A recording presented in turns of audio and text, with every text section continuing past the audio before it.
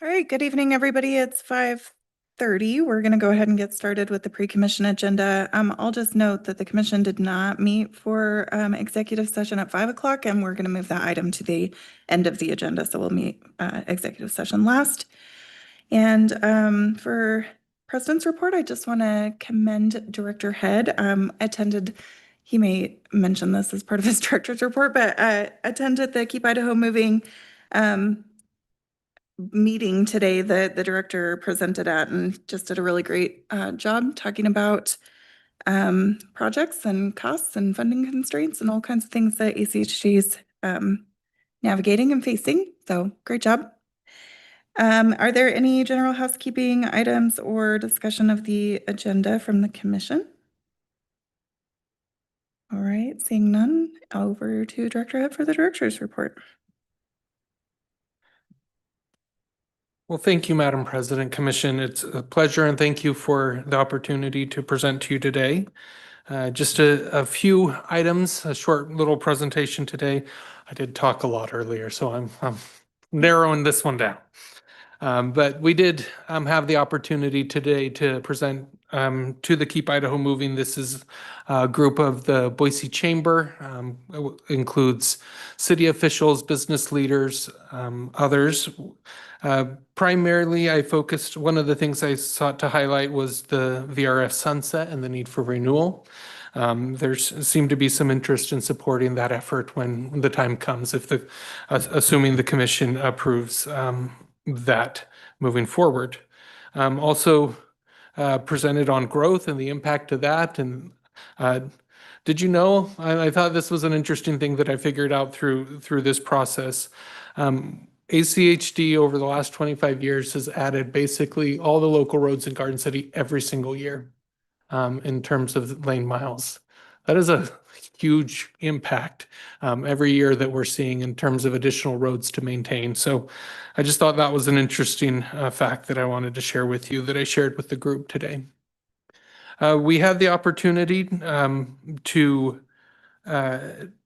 present to the news regarding the Cloverdale Bridge removal project.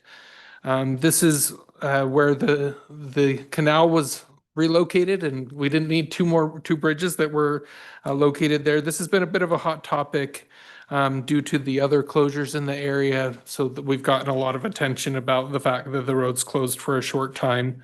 We explained to the reporter and residents that we're working to coordinate road work the best we can. It really is lots of projects in that area, lots of development. We see this a lot, especially in that Southwest Boise area. We're also seeing it in Northwest Meridian. Really a lot of projects happening at once, and the impact that we see there. Commissioners, we've had the great opportunity to support our local law enforcement, allowing them to use our old headquarters for training for the K9 units. We've also had the SWAT team in there recently. They've really appreciated the opportunity to get in the middle of the day, not wait until after hours, and use that facility to do some of their training. It's also, while vital for the sheriff and their training, that and police presence also provides some good security for us. So just a great opportunity to partner together with our law enforcement, and they've really appreciated that support for them. Last night, we had our second activity for Walk Bike Ride this year. It was a jump in the van pool activity, giving residents the opportunities to see what a commuter ride van looks like, and to talk about the program and the opportunities there. Just as a reminder, Walk Bike Ride is a 3-year program funded by a federal grant.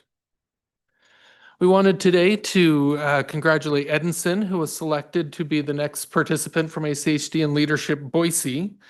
We've had a number of participants participate in this. This is through the Boise Chamber, gives the opportunities for our employees to get out and make business connections, learn a little bit more about our community and sharpen their leadership skills. So Edinson was selected, and we just wanted to tell him congratulations on behalf of that.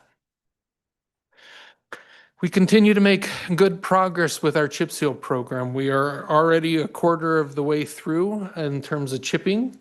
Over 100 lane miles that have been done. We have swept well over that in 36,000 lane miles that we've swept in preparation for the work that happens, noting they sweep before they chip, they sweep after they chip, they sweep before we paint or before they fog and paint. So it really makes sure that we have good information or have a good clean facility there to do that. We've been able to fog 48 miles and we've been able to paint 130 miles just this last week. So those are lane miles. So if you're trying to do the math, it may not math perfectly, but that's all the stripes that they put down. Lots of things there. We have had another half a day that we were impacted. We say 2 days there that we were impacted by weather. We had a half a day that was impacted this last week due to wind and other things that would made it difficult. But we're able to continue to make good progress and are well ahead of schedule here. So thank you to the team for that. Commissioners, I show we updated this that it didn't get connected, but anyways, the commission protocols and procedures will actually be next week. We'll have the work session on that. So that'll be the first meeting in July. We talk about that. But as you know, later in today's meeting, you'll be talking about some requests from Micron to modify the master street map. We'll be deep into budget season this next month.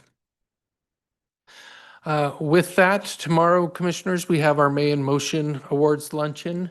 It'll be just a focus on those participants and those who are supporting this program this year.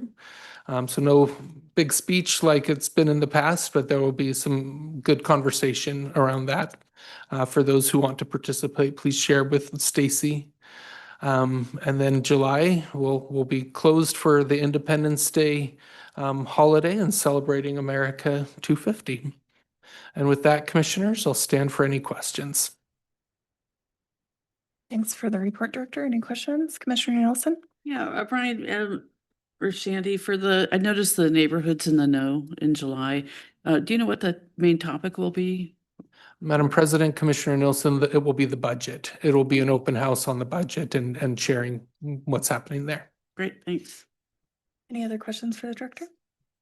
Commissioner Goldthorpe? Just a suggestion, having had the SWAT teams and the K-9s in our old building, don't let the fire department in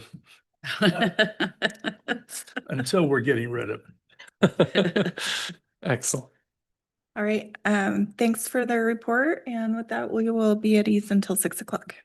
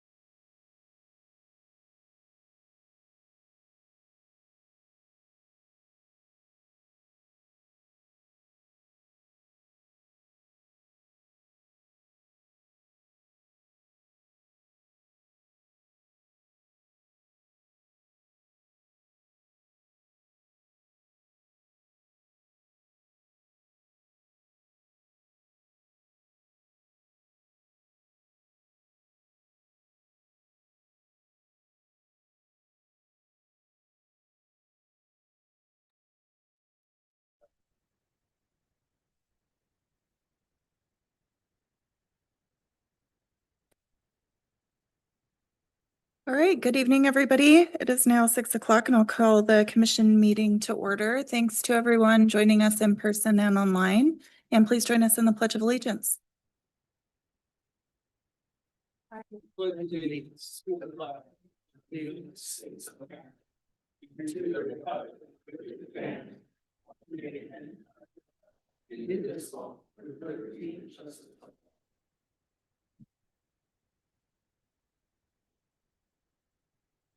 All right, the first item is to adopt the agenda. Is there a motion? So moved. Second. There's a motion and a second. Is any discussion? Seeing none, all in favor? Aye. Any opposed? Motion carries. Next up is the consent agenda. Items on the consent agenda are considered to be routine and will be enacted by one motion.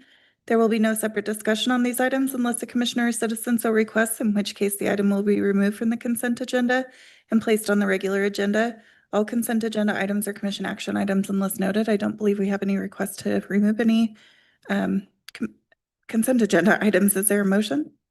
Madam President, Commissioner McKinney. I move that we approve the consent agenda as published. There's a motion. Do we have a second? I'll second. Okay. Any discussion? Seeing none, all in favor? Aye. Aye. Any opposed? Motion carries.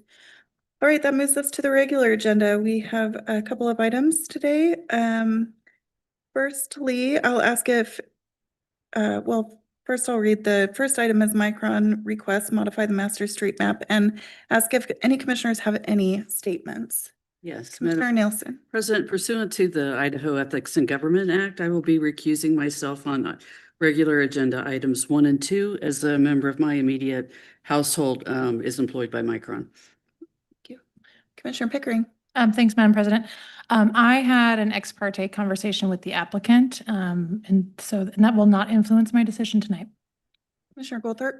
I had an ex parte communication with Jeff Hess from the Hawkins companies and just advised him to testify tonight.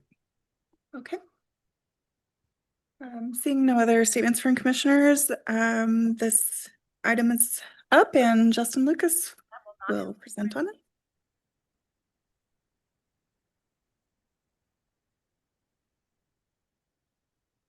Madam President, members of the commission, for the record, my name is Justin Lucas. I'm the Chief of Operations and Infrastructure at the Highway District. There are 2 items tonight related to Micron's request. We'll address each of those items separately, starting with the request to modify the master street map. Before I move into this item, I just want to acknowledge that the Micron site and the activities associated with the expansion, are one of the largest and most dynamic construction projects currently ongoing in the state of Idaho. Staff did our best to review the application materials presented to us and provide you with the facts and findings and recommendations that you'll see tonight. But I would encourage you to listen to the applicant's testimony tonight, take all public testimony, and please ask questions. If there's anything confusing, any lack of clarity, we're here to provide us the best information and most updated information that we can. Madam President, Commissioner McKinney. I'm sorry to interrupt. Just before we go any further, I want to make it clear these 2 items on the agenda are not listed as public hearing items. I want to make sure that that's clear because I know there's a lot of public interest in these items, but where they're not public hearing items, they don't specifically involve public testimony. Is that the case? Madam President, Commissioner McKinney, this is an important question, something I'd like to clarify. The commission takes different kinds of actions. As it relates to the development activity, it's very common for these items to be listed on as action items on your agenda. This is a public meeting, and certainly the commission would typically accept public testimony as part of a public meeting. A public hearing, as defined by our policies in Idaho state law, is a very specific type of hearing. We've gone through this with our CIP and other things related to policy.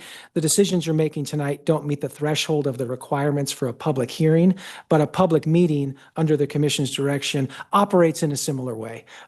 It does not require a supermajority, though, from the commission to take action, only a majority vote to take action tonight. Thanks, Justin. Great, thank you. And we will take public comment on these items. Excellent. Well, jumping right in to the request by Micron to modify the master street map. First, I just want to place in context what exactly the master street map is, and I think this will help us tonight as we discuss the applicant's request. This document was adopted back in 2010 as part of our Transportation and Land Use Integration Plan. It really has three primary purposes. This is a planning, kind of a planning level document. It is intended to define a shared vision of the future roadway network between ACHD and its partners. So we work very closely in this case with the city of Boise on defining that future roadway network based on approved comprehensive plans and street typologies. It does establish a county-wide right-of-way preservation map, which is critical for new alignments and roadways that are expanded. We discuss this often, the importance of right-of-way preservation. And it does also establish a future collector network map. And it's typical within our network that collector streets are built through the development process. Those are not typically ACHD capital projects.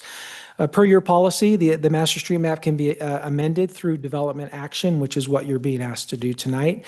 And this development action actually began at the city of Boise with a transmittal to us related to a annexation and rezone request. So on this, essentially ACHD acts as a recommending body to the city of Boise, and that's what we would do in the master street map is present to the city of Boise our recommendation related to the roadway network associated with the applicant's request.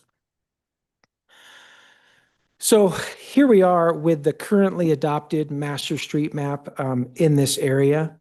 The master street map, as I said, one of the key elements of the master street map is the roadway typology. In this case, the typologies include an industrial arterial. I think Angel said I could use this here. Oh, there it is. Look at that. I just got to get it on the right string. So industrial arterial, which is would be commonly referenced in our current map as the Technology Way extension, which would run down and connect into Memory Road and the Eisenman interchange. The blue lines represent future residential collectors that would be built through development. So this is how the map currently stands.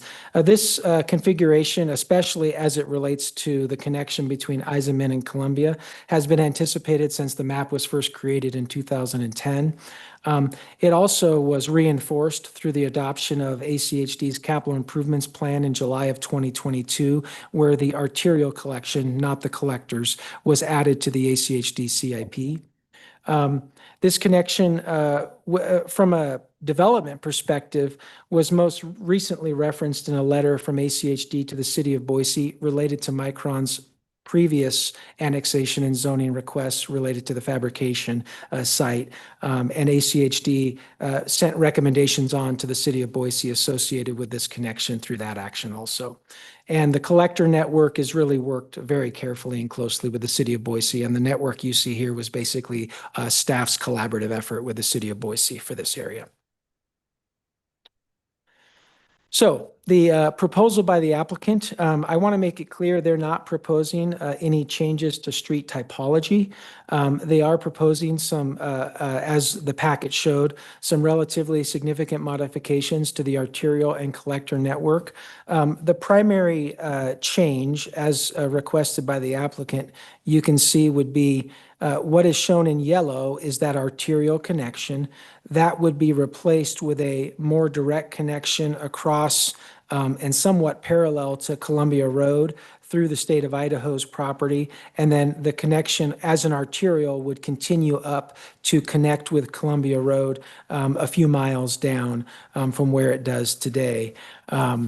I don't know if it's miles, maybe overall that's a change. It's down Columbia Road.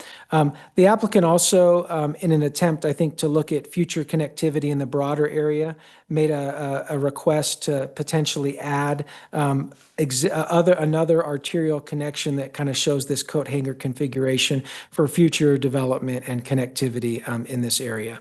So that's the applicant's basic request. I'm not going to go into the justification for that. I think the applicant will be able to speak to that tonight. I just wanted to highlight the request. This is a simplified version of what the map would essentially look like with the collector and the arterial network. The collectors removed and the arterial network reconfigured. Madam President? Commissioner McKinney. Justin, looking at this map, could you just for a moment go over the different parcels and the different colors and what they represent there? I assume that's the ownership of the different parcels. Could you talk to that? Yeah, Madam President, Commissioner McKinney, I actually have a better map later in this presentation that shows property ownership, and I will speak to property ownership. Look at that.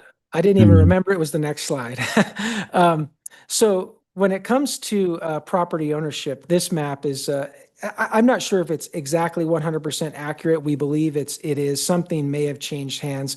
When it comes to the Micron property and the JR Simplot property and the state of Idaho property, which is represented here in green, I'm pretty confident. Some of the other private property, it's possible, could have changed hands. But you can see the primary landholders in this area are Micron, the JR Simplot company, the state of Idaho with a significant piece of land.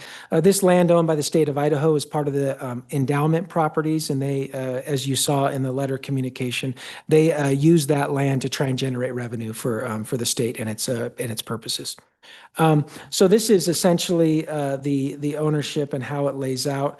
I didn't show the collector network here. I'm showing you in yellow a simplified version of where the road was, and then in green is a simplified version of where the road would be based on the applicant's proposal. At this point, I thought it was important to lay out and discuss briefly. This is a unique part of our network where, from an arterial perspective, there is just not a lot happening once you get off of Eisenman Road and you pass Federal Way, which kind of runs parallel, to, I gotta find my pointer there, parallel to the freeway right here. So the Federal Way connection is existing today and has existed for many years, and essentially operates very, in conjunction with the freeway. Out in this area, once you get to this point on Memory Road, there is no arterial network whatsoever. So what we're establishing essentially is that arterial and collector network through the master street map. I want to highlight that Columbia Road, which is the other arterial in this area, which runs from here on Highway 21 down, known as Technology Way there. At the curve, it changes into Columbia Road. It essentially dead ends right out in this area here. And that dead end of Columbia is what creates some of the interesting I would say, policy considerations that the commission has. Columbia has been often viewed as an area of concern, not only based on ACHD policy, but we've had concerns raised by the neighbors out there related to access, fire suppression, fire access, et cetera, et cetera. And so Columbia is unique, and it does have some connectivity concerns. That is why staff, through the master street map and the CIP in collaboration with the city, has always shown a more robust network attempting to relieve some of those concerns off of Columbia, provide more access into this general area. Another thing I wanted to highlight, and this was in the staff report as it relates to the potential change, I do think, and it's just kind of this one key point I wanted to make in the presentation. The yellow line, as you can see, goes across land primarily controlled by Micron. There is a little piece to be totally transparent right down here that is owned by the Simplot company between Memory and Micron's property. But in general, there's a small Simplot ownership, and the rest of this ownership is under Micron's in their land holdings. So typically, when we've looked at this connection in the past through conversations with the CIP and as staff and the city of Boise have talked about this connection, it was really always anticipated that the connection between Memory Lane, the Eisenman interchange, and Columbia Road would be a developer-driven project. We added it to our CIP so that it could be potentially be impact fee eligible through a cooperative project, but it really has been the longstanding understanding of ACHD that this would be developer driven. I think it's fair to say that in the green, the new configuration, it's much less likely that this connection would be built solely by the development community.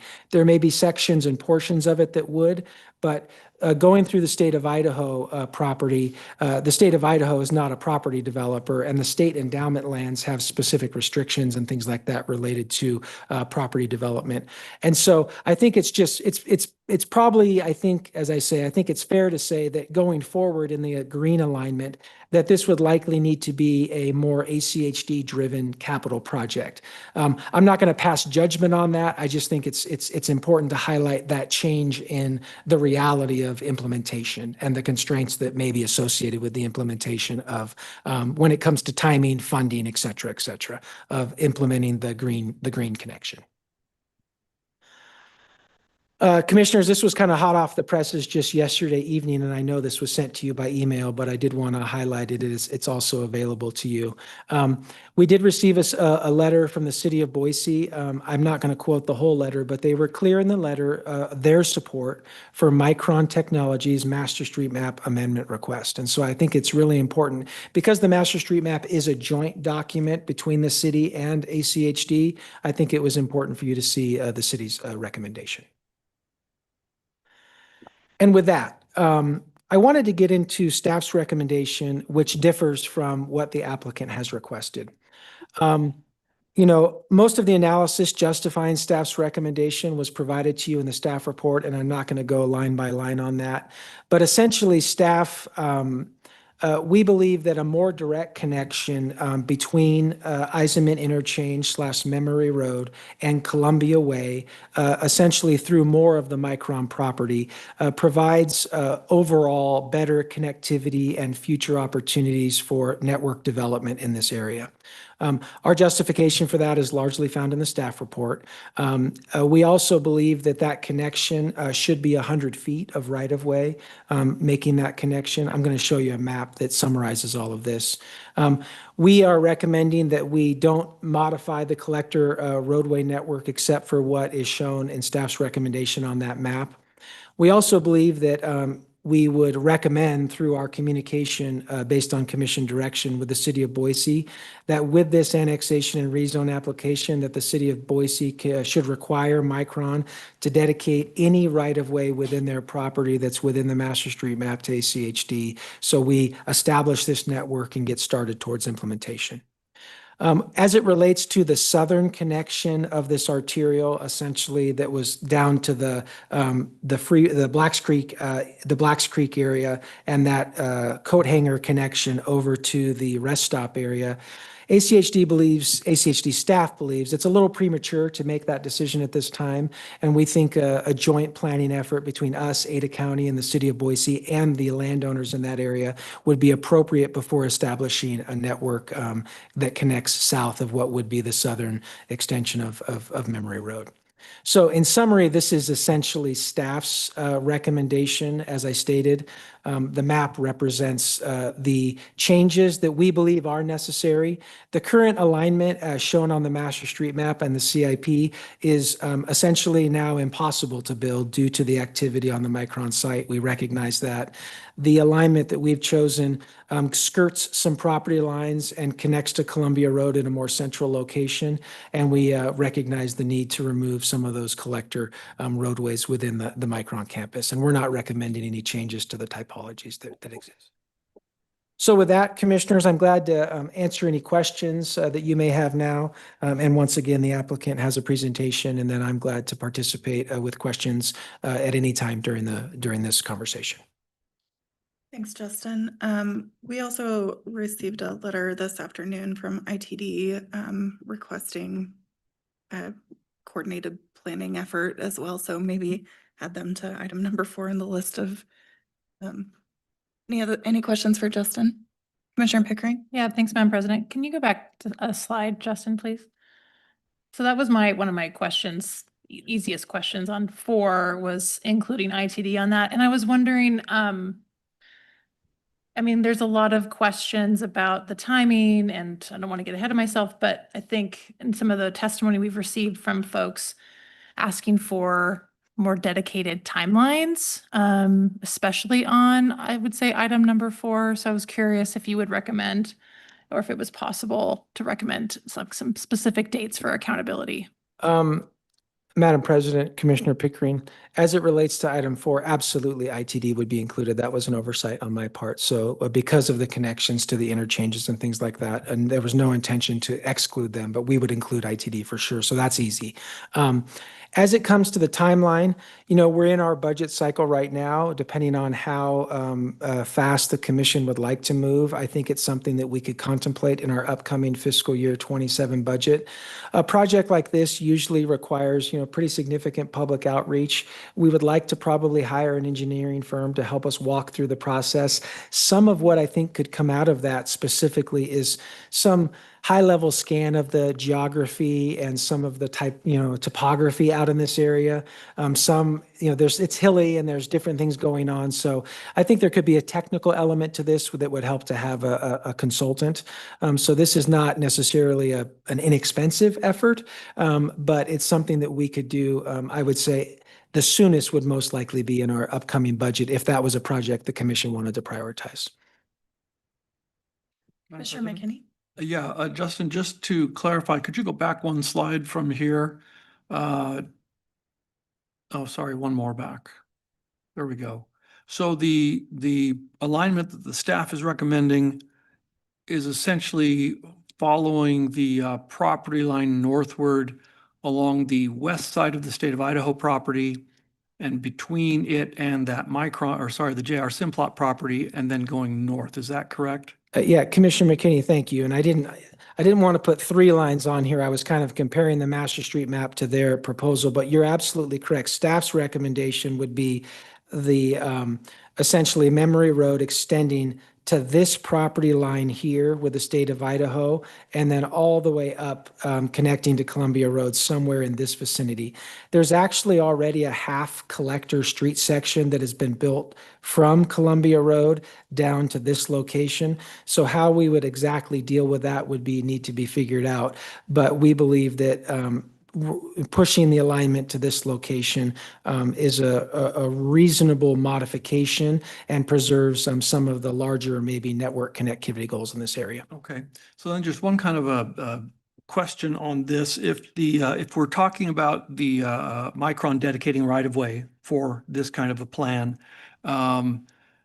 what about the pieces of property that they don't own? How, as a developer-directed project, then how would that proceed?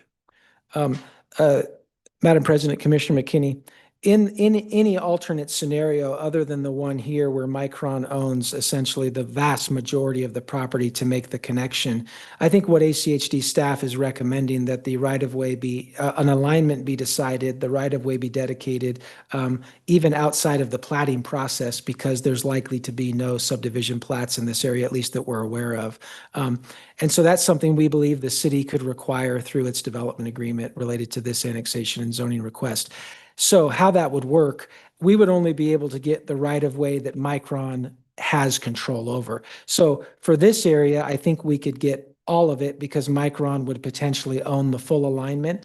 Along property lines where Micron may own only a portion of that alignment, we may only be able to get 50 feet of right-of-way, which would be half of what's needed if the alignment were to go on the property line. And then the other right-of-way would need to be acquired by ACHD or dedicated to ACHD in the future. And presumably that could only happen if it were an ACHD directed project in which we would have the powers that we normally have for obtaining new right-of-way. Madam President, Commissioner McKinney, correct. With lacking an active development application, the only way ACHD acquires right-of-way is through direct acquisition, all the way up to our condemnation authority related to a capital project that we've designed and that we're pushing forward. Thank you. Questions for Justin? All right, thanks, Justin. We'll invite the applicant up. You'll have 10 minutes.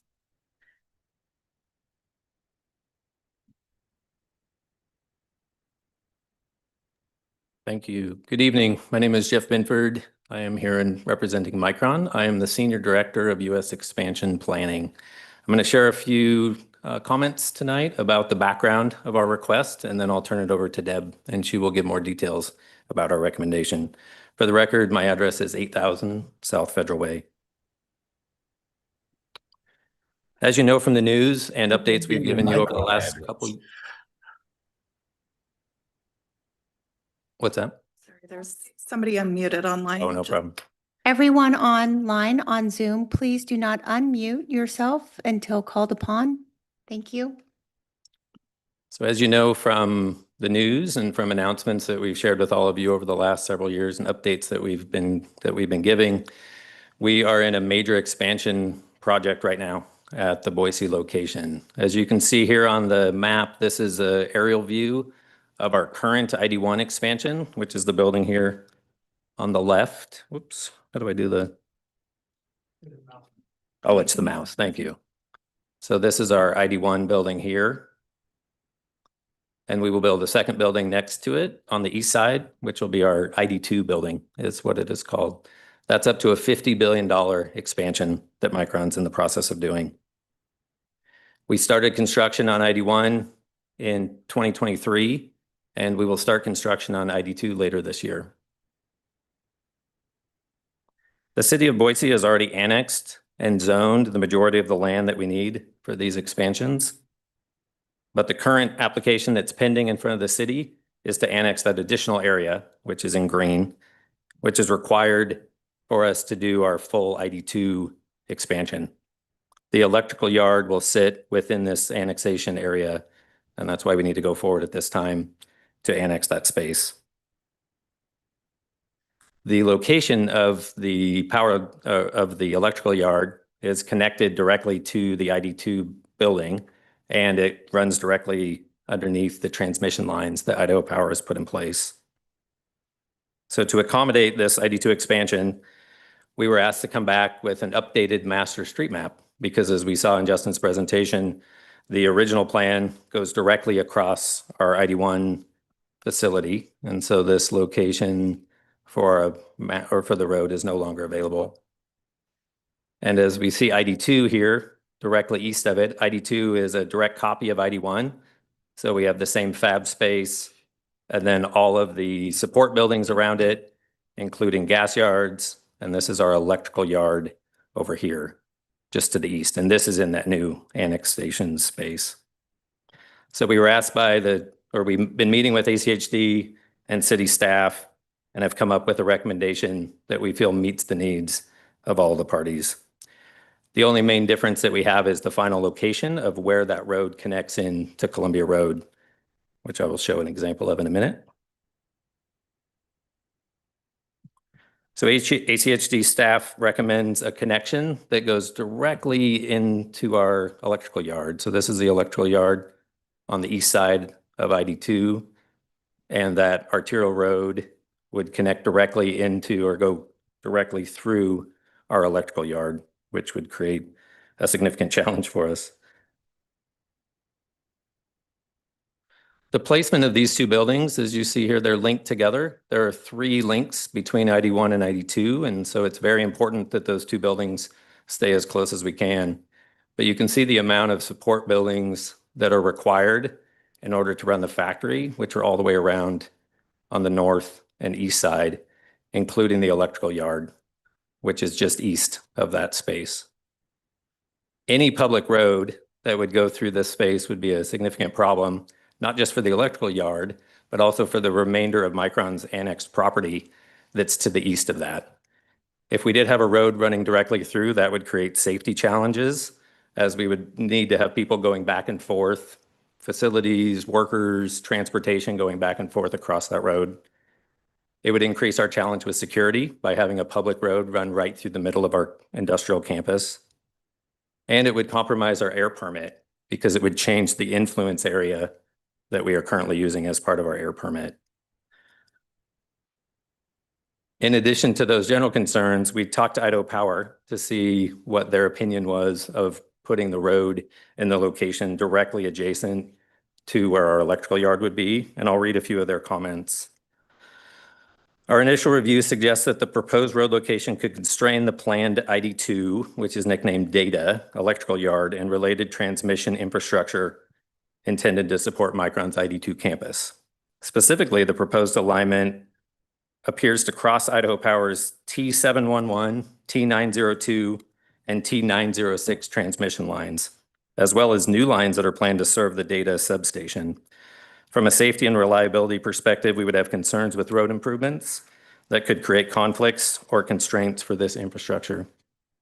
This road is in close proximity to critical electrical infrastructure designed to support Micron's sensitive load requirements. Additional traffic in this area may introduce operational as well as safety concerns. So while this particular location isn't feasible, Micron definitely understands the benefits of a public road to provide a future alternate travel route for the surrounding residents in this neighborhood. Our suggested revision does allow for that within the master street map. It would provide an alternate route. In addition, Micron is committed to help address the fire safety for existing residents, which we've heard a lot about. We're working with the city to allow emergency access to vehicles through the campus. So we would use our existing construction roads and connect those construction roads all the way up to the camp or up to the neighborhood. So there would be a pathway for an emergency vehicle to enter the subdivision or enter that neighborhood if Columbia Road was blocked. So that would provide for existing residents the ability to be serviced if there was a problem on Columbia Road. We feel like that would be a good alternative to help alleviate some of those concerns. We do have to partner with Simplot, with the Boise Fire Department, as well as ACHD in order to enable that, but we feel like that would be a good option. I'm going to turn it over to Deb now, and she'll walk through a little bit more about details of our plan. Thank you. Deborah Nelson, 601 West Bannock Street in Boise. Because I've only got a couple minutes and because Justin already presented a lot of what we're asking for, I thought it might be helpful just to address a few high-level comments. A few things I want to point out. So this is our request. You can see which segments we're asking to remove that are within the industrial footprint of our campus.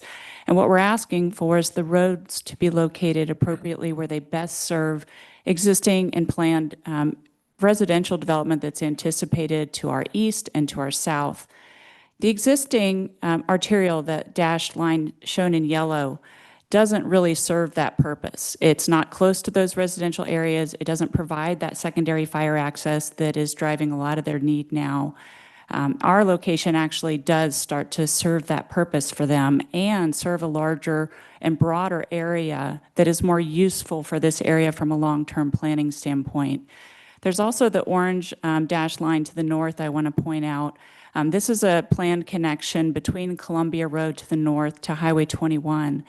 This is on your master street map as well and has always been identified as the likely secondary access for residential development to our east. It was actually a condition of approval in Rush Valley before that was expanded, and that's what neighbors were objecting to in the exhibits that were attached to the Hawkins comments. They were concerned about taking away that potential access, expanding before that was available. I think Micron has come up with a good solution to really help address the fire safety needs for the existing residents.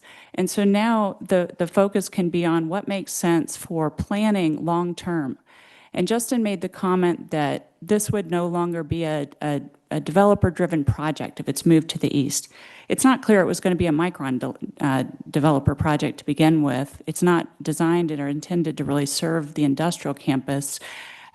We have an internal network that serves the industrial campus, but we want to be good partners with the surrounding community as well and think about where that is best located to serve that future development that's really expected and hoped for east once they do have additional access points.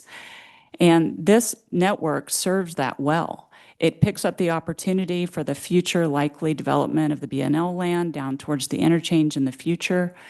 It provides a sufficient grid for really serving residential development. We're not going to have residential development with the campus. It's going to be industrial. So this grid really accomplishes that very effectively. And we did explore looking at an option to the south, just to show that to you based on IDL's comments. We think that also serves well, and we're okay with either the option that we proposed going directly east or that opportunity to go below their property. We think it still serves that larger grid. And one final comment, if there's time left on the right-of-way dedication, I think it makes sense to ensure that we do know what the development plans look like around us. We don't control all the right-of-way. We never have. And there's the portion that's right at Memory Road. There's also the JRS property that Commissioner McKinney highlighted in the staff's proposal. It goes up along Columbia as well. And so the state of Idaho obviously has to grant any right-of-way that goes across their property if this remains in this location too. So we appreciate that there's a lot of third parties that have to be involved here. Future development plans that are intended to serve that long-term development are yet to come forward, and there's time for those to develop. At the same time, it doesn't make sense to hold up an active industrial campus expansion that doesn't need those roads when we have an opportunity to preserve a good network for the long-term development. Thank you, and I would stand for questions, and so would others on the Micron team.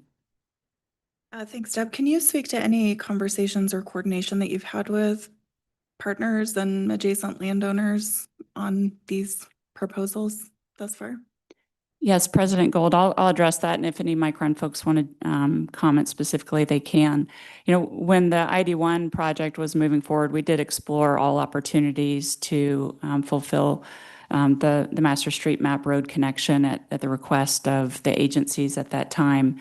And we don't control that land. We've never been able to control that land, and we weren't able ourselves to corral that right of way to provide that. So our project just creates an island on each end where we don't have the connections. But Micron has directly coordinated with Simplot and will continue to work with them to secure the emergency access through their campus now to try to provide that opportunity for fire access safety for existing residents. The intent of that would just be to serve those existing residents. That won't fulfill future development concerns, but that level of coordination will continue with the city, with Simplot, with Boise Fire, and others that are needed to make that come to fruition. Madam President? Commissioner McKinney. Yeah, let me ask a couple of questions on some of the information that was given a minute ago. This electrical yard that's out there, is that already built or is it in planning? Is it designed? What's the status of it? Madam President, Commissioner McKinney, it is designed, it is not yet built. Okay. And then talk to me about this air permit. The indication was that putting a road through there would complicate or contradict perhaps the air permit that's been given. Can you explain a little bit more about that? Madam President, Commissioner McKinney, so there's an air permit that governs operations within the campus, and the area of influence that is measured is in part impacted by numerous things, but in part impacted by where public roads are. Because when you bring the public into the campus area, you shrink the available air permitting area. And that can cause impacts on how we comply with it, distance from our facilities, and how that is measured within the site. And so adding in new public roads, the closer they get, the harder it can be to comply with our air permitting. And so that's a general concern that we're always sensitive about public roads potentially coming near the campus. Among others with security, with safety, with disconnecting just an integrated campus. But here we really also have that specific concern of the road going right through the ID2 planned facilities. Obviously, the Memory Road extension also would go through the campus. So we're going to have to address some of these concerns regardless. But minimizing that, not having it as close to the facilities is a consideration for us. Okay. All right. And that air permit, is that a federal thing? Is that a state thing? Where does that, who issues that? It is federal, and I don't know if you guys want to address any more details about that than I have. Yeah, it is a federal permit. We obviously go through with DEQ and review that, but the permit itself is a federal permit. So if a, the road itself, if we make a master street map change today, well, there are two possibilities. Either we make the change or we don't make the change. All right. Mhm. The permit has to be reconsidered in any event, does it not? We Or would. because again, as was mentioned, part of this right of way would go across the Micron property in any event. Therefore, that suggests that the considerations about the air permit are implicated in any case. And so which option we go for really doesn't affect that, does it? We would have to go and do air modeling again. So as Deb was mentioning, it depends on the overall envelope of the site and depending on where those public roads go, then that changes the overall envelope. So we'd have to go back and do some air modeling. But as long as it's a planned road in the future, I don't think we have to go back and resubmit it at this point. That's something I would need to verify. Okay. And let me ask, this electrical yard that we're talking about, would it not actually be perhaps a benefit to have additional access points for vehicles, service vehicles, what have you, from a public road that pass through a portion of it? I don't think it's necessary to have a public road that would access the electrical Public yard. or private, but in any case, an additional road that could provide additional access points, would that not actually perhaps provide a benefit? Yeah, we would be able to access it from within our interior roads.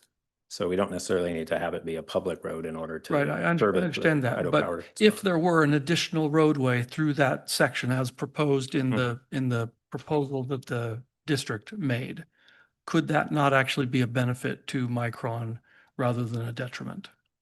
I don't think I would say it would be a benefit. There's not a lot of access that you would require once the construction is done and it's just in a sustaining phase. So I don't think that would be much of a benefit for us.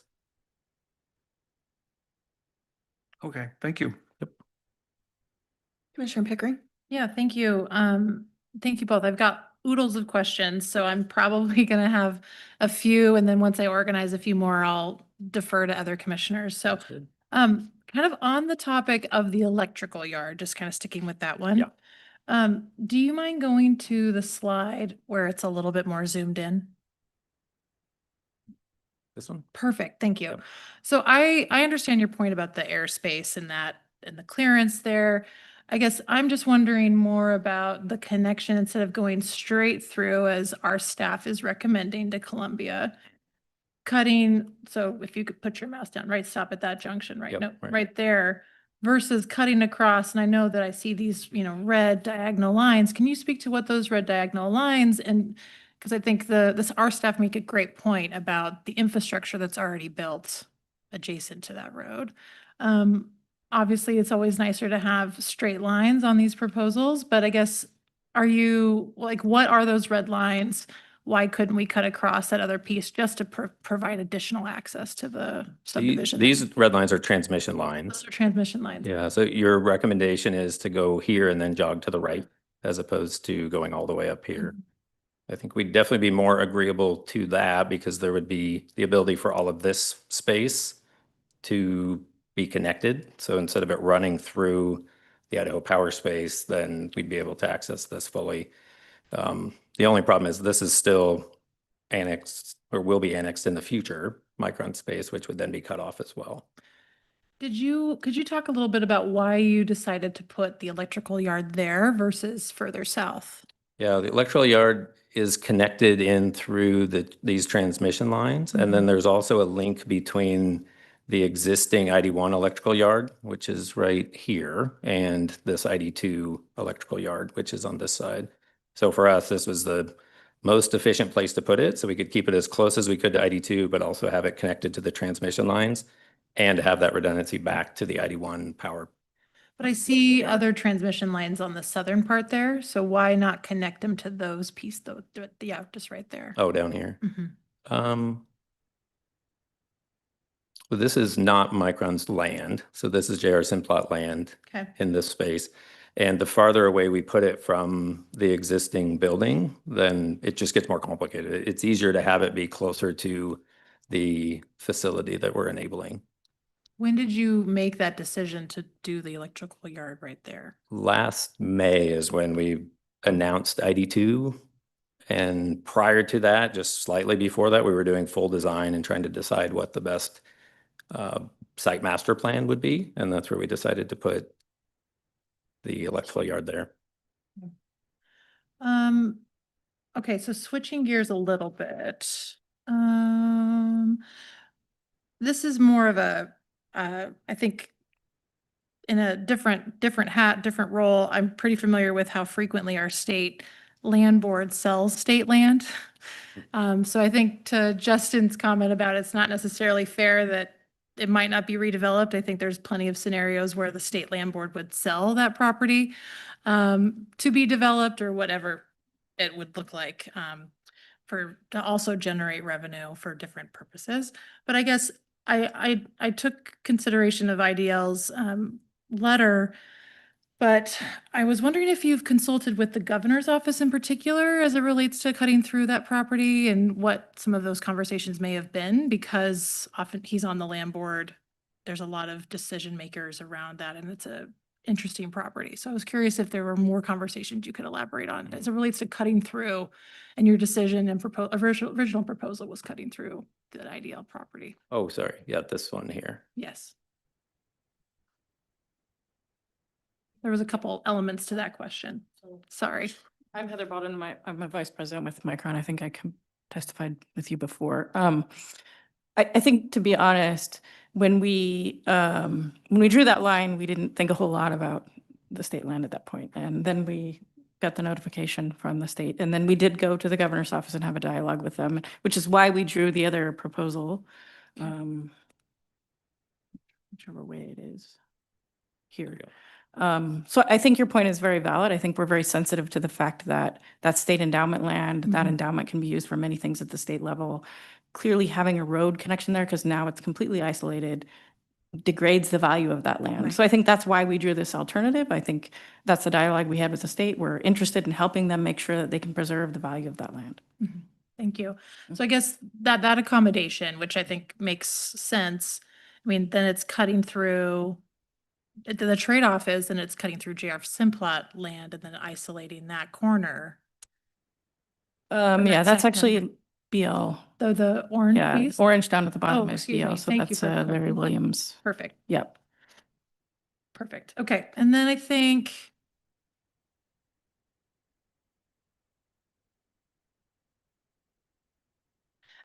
Deb, do you mind coming back up? I've got a question about your point about the emergency access. Could you elaborate a little bit more on your point about the current proposal that you're saying satisfies some elements, or is it like elements of right of way that you're saying, or within?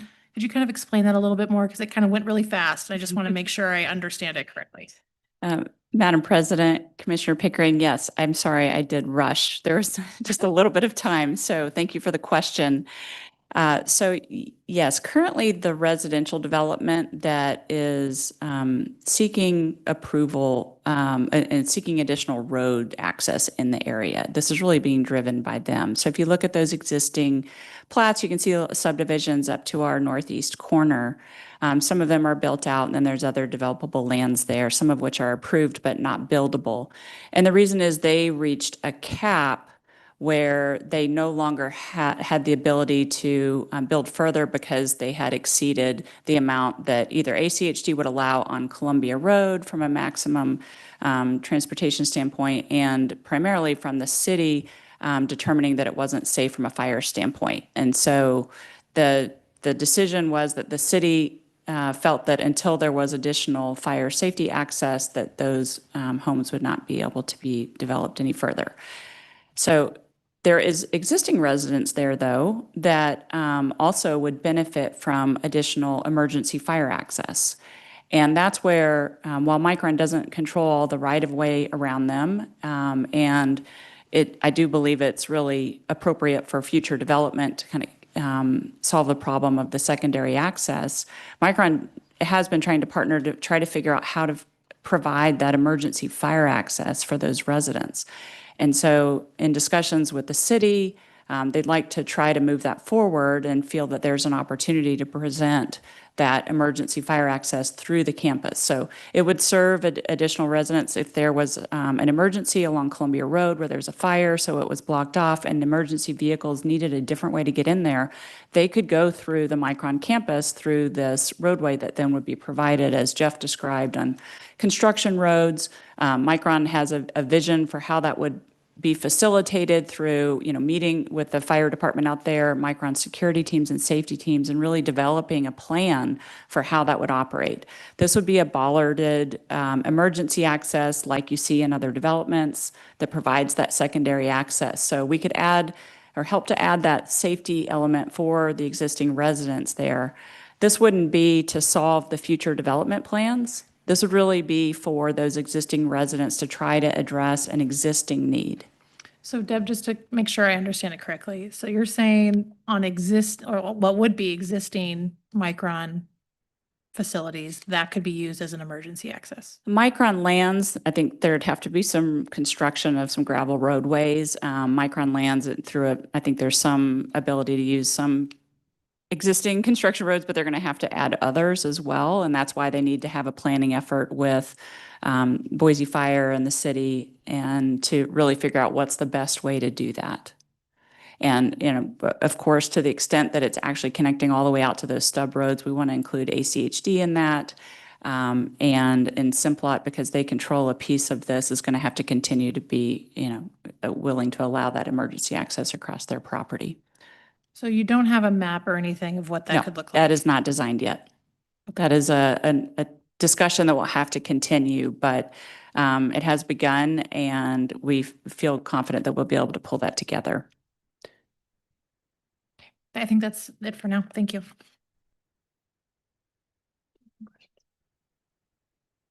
You have any, Madam Commissioner President? McKinney? Yes, may I ask one additional question? And at the risk of opening a can of worms, has it been considered, and this is a question both for the applicant and for our staff, has a kind of split the baby option been considered? That is, for example, if we look at the northeast corner of this site, we can see that there are 2 residential developments that already exist.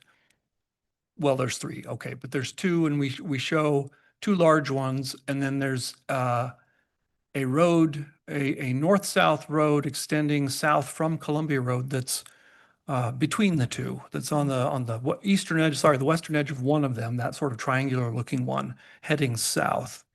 If we aligned with that road down to the south edge of where your electrical yard is shown, and then west over to the line that's on the west edge of that Idaho property. Maybe I can try to find what you're saying. Are you saying use this stuff? Not that one, the one to the east, just to the east from that one. Go back to one of these other maps like this one. Here. So I think you're saying come between these here.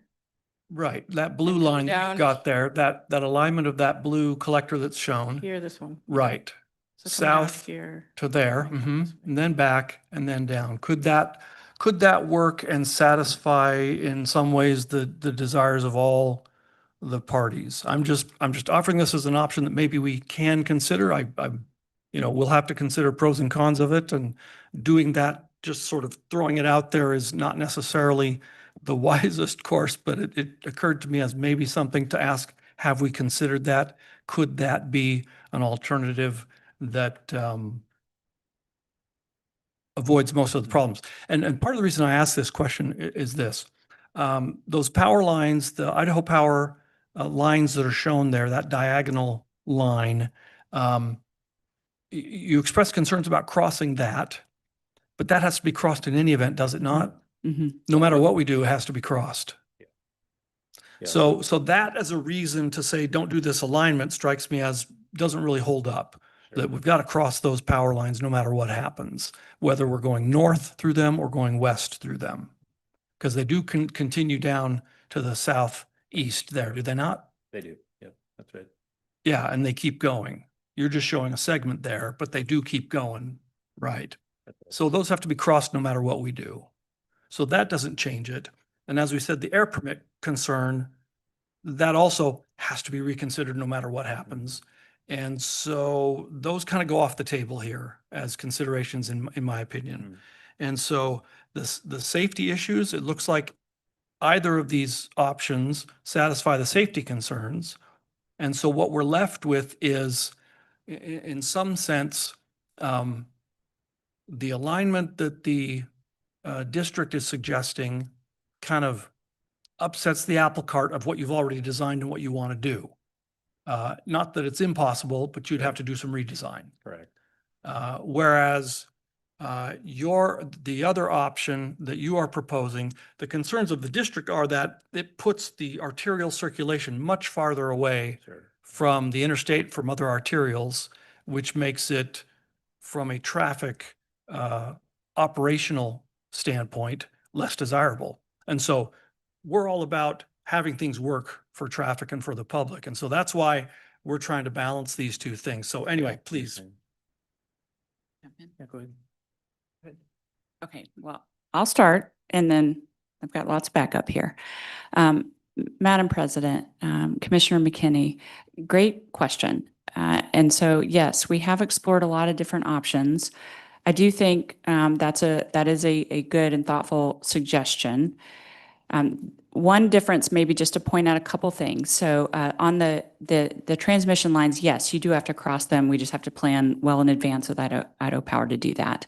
But it's the connection to our facilities there that I think they were extra concerned about, and we are concerned about as well, that we've got a footprint there that involves our electrical yard and the connection to those right there. So it's not just crossing under transmission lines that are in the air with poles and a regular crossing. So there is an extra sensitivity there that's different from where the location that you're identifying. And so that would, the pattern that you described would address the concerns with ID2, which can't easily just be redesigned to fix this. We don't have available land that suits the needs for the design. And that's why we're having to ask for something different and not able to agree with staff on that particular location. But that location would preserve that and save that ID2 electrical yard footprint, and would also preserve additional Micron land. As Jeff pointed out before, it does disconnect the remaining piece of Micron land south of that, but I think it sounds like from Heather nodding at me that they can be agreeable to that. And so I think your suggestion is a good one, that to the extent that works for the commission to have the turns and the lines, to have those additional turns, that could be a path. And really, if you're connecting to if it's a residential connector, that is the grid-like pattern.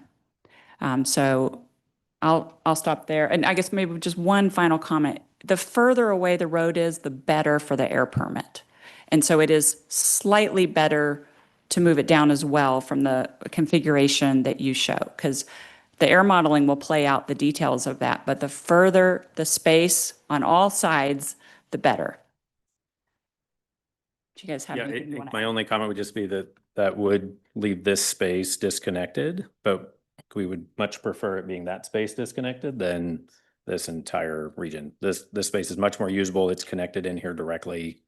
So I think that would be more of our preference if that was. When you say disconnected, it has a road going through it, which by definition is a connection. Public road. So, well, Public sure, road. So but if this space was used for warehouse, or if there was, if we were using it to connect to, or to service the rest of the facility, having a public road going across our property is not a convenience. you would be able to use it just as well as anyone else. Yes. Madam President, Commissioner McKinney, correct, you're correct. I think the compromise you're suggesting is workable for us. I think Jeff's point is, yes, if we had a warehouse or something located on there, then we would need to drive across the public road, which is not something we have to do today with the rest of our campus, but it is possible and workable. And I can see other solutions. If we decided not to use that land, then maybe there's something we do with the state. There's lots of options there. I think the alternative that you're proposing is workable for us. Yes. Okay, well, obviously there's more discussion required with that, but thank you.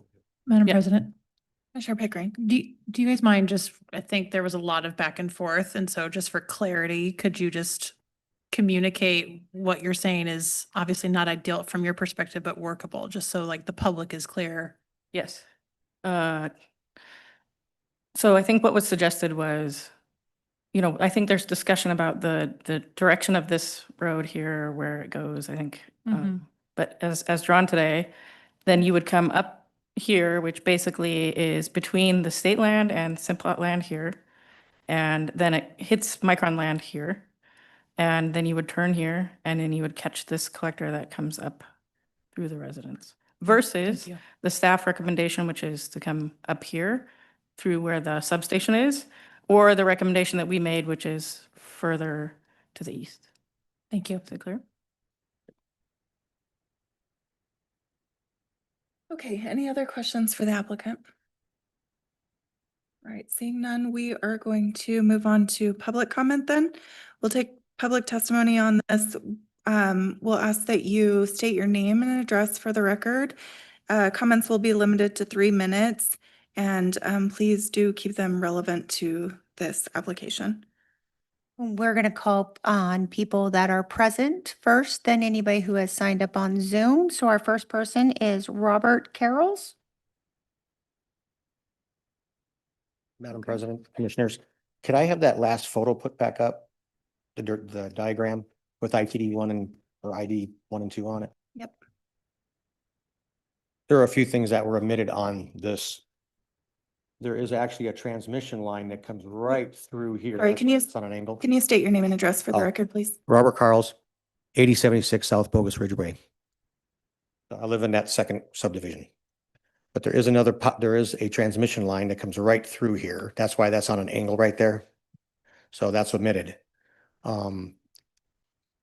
My thing is all the fires that have been living out there for a decade, all the fires have come from this direction where the arrow was down here, where they're going with the other road or where they're prescribing.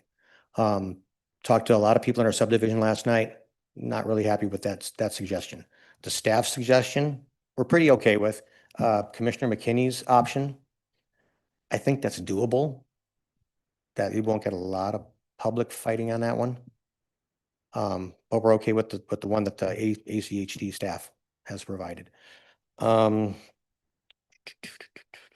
Fire direction. I mean, it's a $50 million project. I think they should have been worried about the roads first before they wanted to put in the power stations or talk about it. I mean, they haven't put them in yet. They're planned, but the security and all that's on them. It's not on us to lose what we have out there and the fire issues and stuff. As far as I'm concerned, the ACHD plan and McKinney's option can work. Just to throw, are we talking anything about traffic flow at all for out there that has to do with this plant? Sorry. Traffic We- flow? Because where I have the arrow right there, the Micron land, Mhm. okay? I have an option that I discussed with the ACHD director that I think would really eliminate a lot of the traffic flow problems because we have a ton out there. Right now, every morning, I'm out here by Technology Way, coming out there, and the traffic can be backed up all the way to there already. And that's before Micron's even rocking with this new facility. I mean, we're going to have a lot of traffic out there, and that road is not going to sustain it. I'm just saying what I've been witnessing. I witness every morning. That interchange there at Gowan and Federal Way is a nightmare. And it cannot handle it. And you're going to add, how many more employees are we adding? How many more employees are we adding to this facility? 3,500. A lot of cars. I have a viable option if anybody wants to talk to me about it. Everybody I talk to says that sounds great. And it would mean a lot more freer flow. And like I said, I discussed it with the ACHD director a little bit beforehand. Didn't think it sounded too bad. So thank you very much for your time. Appreciate it. Thanks. All right, next we have Rochelle Grimsrud.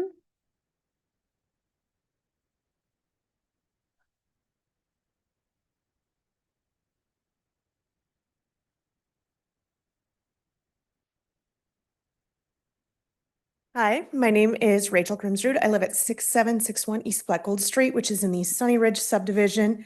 So the further subdivision to the east. I just want to be clear, I'm a realist. I know stuff is happening. I drive by it. I see it every single day. You can't miss it out there.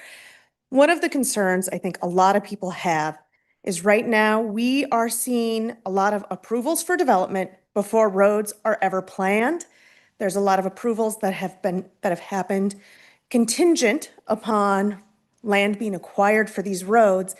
And then the roads aren't happening and then developers, projects, they're wanting to come back and look, they want exemptions. So I think that's one of our concerns is we would like to see roads locked in, planned before any more approvals. And I know it's different agencies working together, and I know sometimes we don't all talk to each other and things get lost, but that's one of the big concerns that we have is we don't really feel like plans are being stuck to there. And I know it's constantly evolving, but roads come down to it, where for us, we have dealt with fires.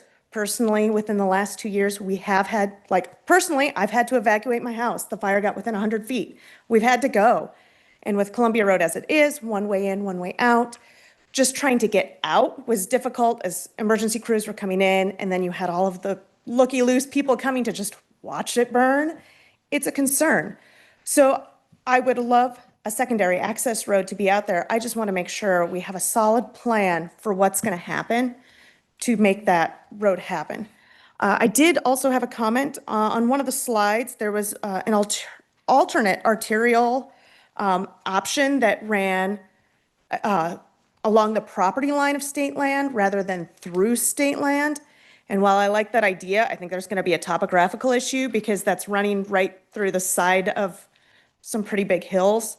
So I'm just not sure how realistic that one is. I don't know if you have that slide, but I know, like I said, it's going to be a topographical issue. I don't think it can run along that state land line. I think it would have to go through state land. So, thank you. Madam President. Commissioner Pickering. Yeah, Rachel, thanks for being here. Just quick question for you. So the applicant mentioned the other ideas around emergency access. What's your response to that and your concerns? Honestly, so my house is on the far east side. I'm okay with either either option, as long as, it's a paved road, we can get in and out. I agree with Bob that the fires all come from the southeast. They've all come from that southeast. And I'm not sure, in that sense, if they continue to come from the southeast, a road on the east side is going to be shut down for fire, so that doesn't do a lot for us. I mean, if it comes from the other direction across Simplot land, then it's great. It gets us there. But I think either one works for me to try. We just want another way out. And with all of the proposed development and with the new construction at Micron, we're now looking at thousands of people trying to evacuate on a road that really wasn't designed for that much traffic. Thank you. Next, we have Philip Grimsrud.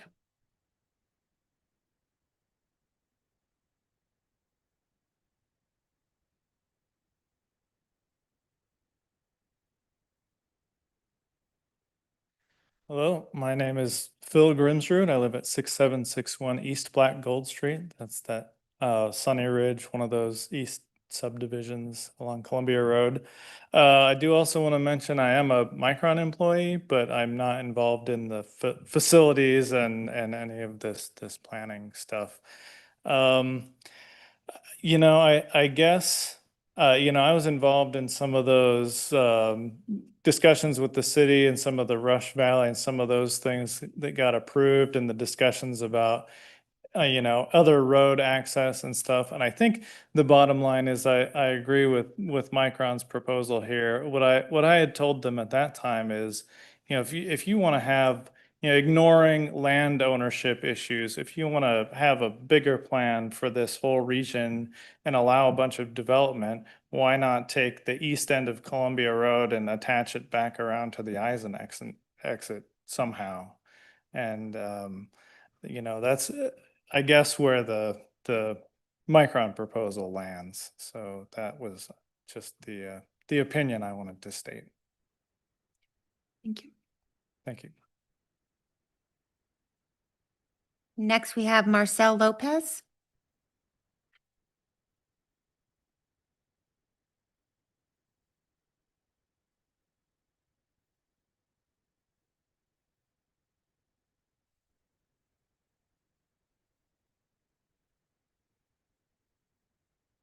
Good evening. Just a brief statement for you, and then I can answer any questions you may have. Can you state your name and address for the record, please? Yes. Marcel Lopez, 810 East Central Lane, Meridian. Here on behalf of Conger Group and CBH Homes. We have a 20% built residential community immediately adjacent to Micron, as referenced by other comments, Rush Valley. The proposed amendment fundamentally alters the roadway alignment and network structure reflected in the adopted master street map. Excuse me. Little dry mouth. Capital Improvement Program. As stated in the staff report, the proposal shifts the planning roadway system to a significantly longer perimeter-oriented network with fewer internal collector connections. This realignment materially changes roadway function, circulation patterns, connectivity, and access assumptions that form the basis for prior planning decisions, including our prior planned and approval of Rush Valley. Rush Valley has requirements to construct collector roads, which Micron's proposed amendments would delete. The proposed perimeter arterial is substantially less integrated with the development area and less supportive of the connected transportation network envisioned in the adopted plan. We support a recommendation to the City of Boise to deny the requested master street map amendment. At a minimum, any annexation and rezone approval should require Micron to dedicate all arterial and collector rights of way across Micron-owned property south of Columbia Road to preserve the long-term transportation network identified in the adopted plans. Thank you.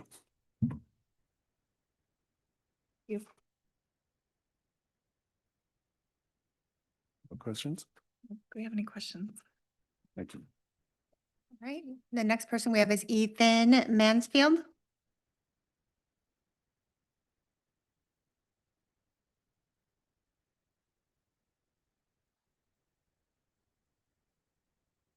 Good evening, Madam President, Commissioners. Lovely to be here this evening. My name is Ethan Mansfield with Hawkins Companies, 855 West Broad Street, Boise, Idaho, 83702. I'll just start out by giving a little bit of history of the MSM, the area, and kind of what's led up to this, and then I'll give my recommendation or my request.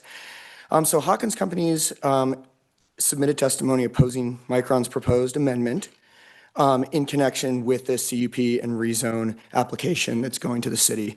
As we know, the MSM guides right-of-way dedication and roadway construction requirements when development is proposed. The existing MSM shows a future arterial and collector roads on Micron-owned land south of East Columbia. Micron, as you've heard tonight, wants to relocate the future arterial off of its property and onto land owned by the state of Idaho and Simplot. Despite two fabrication plant proposals totaling up to $50 billion, which includes CHIPS Act public funding, Micron has never been required to dedicate right-of-way or construct any of these MSM roads. A DA provision in 2022 did require Micron to coordinate with ACHD and the city of Boise for future dedication of right-of-way. To date, it does not appear that that coordination has occurred. To our knowledge, after this rezone and DA is finalized, no further planning applications will be required for Micron's expansion.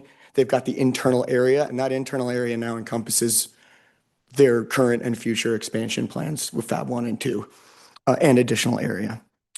This eliminates future opportunity to require right-of-way or road construction unless another DA modification is proposed. And it should be noted, this is Micron's third DA modification associated with their Fab 1, Fab 2, and substation development. Relocating the arterial to state of Idaho land transfers the construction obligation to Idaho taxpayers. A solar farm CUP was already granted on the state of Idaho parcel in 2025 without any right-of-way requirement, right? Why would they be required to dedicate right-of-way if there's no MSM associated with it? So potentially this CUP and construction of the solar farm could delay road construction for decades, right? Now there's a use on here, there's a solar farm on here. How do you get a roadway across an existing use that hasn't required dedication of right-of-way? In other words, unless the relocation would move the road, in other words, this relocation, approving this relocation would move road alignment from one impossible position to another unless right-of-way acquisition and construction is required of this Micron project. So in sum, we're supportive of Micron's expansion. We oppose the MSM amendment. We support ACHG's proposal, and we're really actually supportive of Micron's kind of interim proposal that was brought before you where, you know, you got the jogs. Thank you.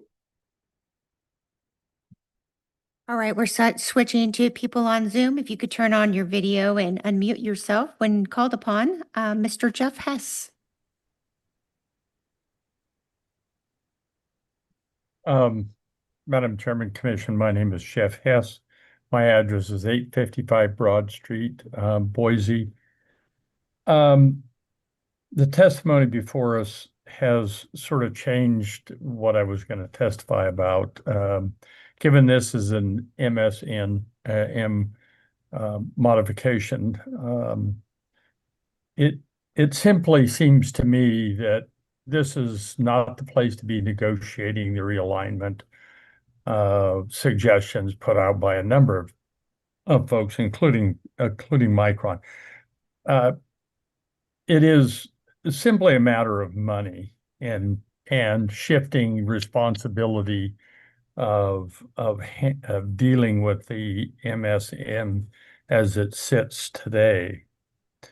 I understand Micron wants to be able to do sort of almost anything they want with their campus and align things. I really get that. I understand why they shifted it way out. In the end, it's just moving a problem off of their shoulders onto someone else's, as somebody said earlier. There's really a simple solution. To be honest with you, we know what it costs to build roads. Sitting on the Developers Advisory Committee for 20 years. It's a small drop in the bucket to a $51 billion project to acquire right-of-way and build a road. And certainly I, as a developer, don't begrudge the fact that I have to build roads to do my developments. I find it somewhat disconcerting that Micron, a community member, and states that they're a community member, fails to recognize that. In conclusion, I would suggest that the commission postpone any decision tonight and send the folks back to the drawing boards to come out with a better solution that fits all. The other comment that I would say is simply getting over the hump with the neighbors because you're giving access, saying, oh, you can drive through our campus if there's an emergency. By golly, I'll tell you, if I got a fire in my house, I'm driving through your campus whether you like it or not. So let's be honest, that's just a giveaway. So in conclusion, that would be my suggestion is this is not the time or place to be sort of redrawing lines around the corner. At first I agreed that the line past the power station was probably the best solution. There may be some others after discussions, but it's not a place to do it now. So I would suggest the commission postpone and require staff to get all the stakeholders out there, including myself and others who participated in the past. And I'll stand for any questions. Thanks, Jeff. I don't think we have any questions. Okay, thank you. Thank you. Next on Zoom, we have Kimberly Hansen.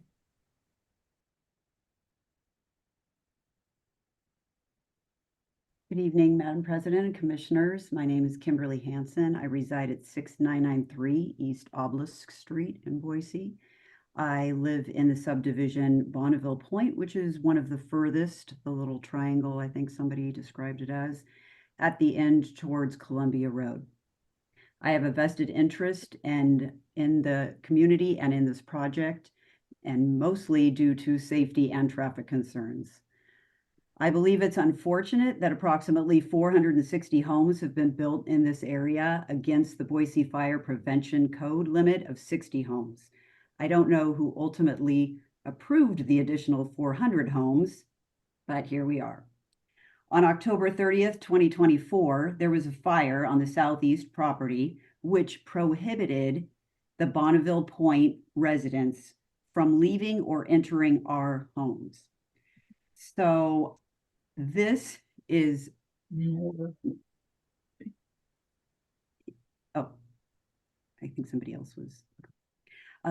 So this, of course, is very impactful, learning that we are finally having the conversations that a secondary road access point needs to be built. Now, who builds it? It sounds like possibly there's going to be some contention. Micron wants ACHD to do it. You know, there's back and forth. I think the residents, quite frankly, don't care who builds it. We just need a road built. I fully support that secondary road, as I've said, but one thing I will ask is that any future meetings that Bonneville Point residents are notified, because we have never been notified. We all get information from friends, family at Painted Ridge or Sunny Ridge. So I'm not sure whose responsibility that falls upon, but we have never been notified of any of these meetings. The other request that I would have would want to know who is ultimately going, when this project happens with building this road, who is going to be responsible for mitigating the traffic congestion during this, because we have had people come out and fix roads and build roads, and we have also had to stop for 20-40 minutes on road work. And there, at this point, while this is happening, seems like there isn't quite the plan that we are hoping for. Just as the example of Micron building all of this, which is great. It's great that we have these semiconductors in our state, in our country. However, to me, there should have been a plan about road work before this even started. On the map, I did see a proposed collector road that is not one that anybody's talked about. And I know a lot of people are throwing ideas around, like Jeff just said. But there was a road out next to Veolia, which would connect to Highway 21. It was a blue line. It looked like a connector or collector. And so I don't know if that's a proposal as well. I understand everybody has a vested financial interest in not going across their property, but thank you for the opportunity to speak. Thanks, Kimberly. All right, next we have Pranav Suri.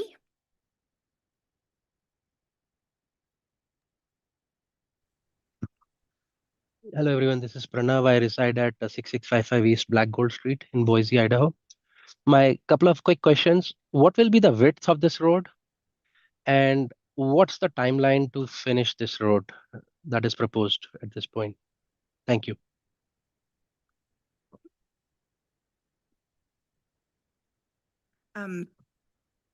Okay. Is that the last person? Do we not? Madam President, it's over to you if you'd like me to address those questions, or we can wait till the end and address them as part of your deliberations. Yeah, we'll wait till the end. Pranav, if you just, we'll note your questions, and then if you have any additional comments you want to add, and we'll cover the questions in the wrap up at the end. Yeah, please go ahead with the questions. Thank you. Okay. I'm done. Okay, thank you. All right, we also have Kelly Bean. Hi, hopefully everyone can hear me. I am a resident in Sunny Ridge, and I actually live on one of the streets that were, one of the proposals was to put one of those secondary roads. I can tell you as a resident, I do not want that in my backyard. I also find it very discouraging that Micron is trying to speak on behalf of the residents out here, because I find that laughable. And I don't mean that to be mean, because traffic out here, it's a complete wreck. So to me, it's like, if you truly cared about the people who lived out here, logistically, this would have been approved, or something would have been more firm. I can tell you on one hand how many times I've almost been hit head on out there on the road by either cement trucks, buses pulling out in front of people. First and foremost, that needs to be addressed. I know some people want a secondary road.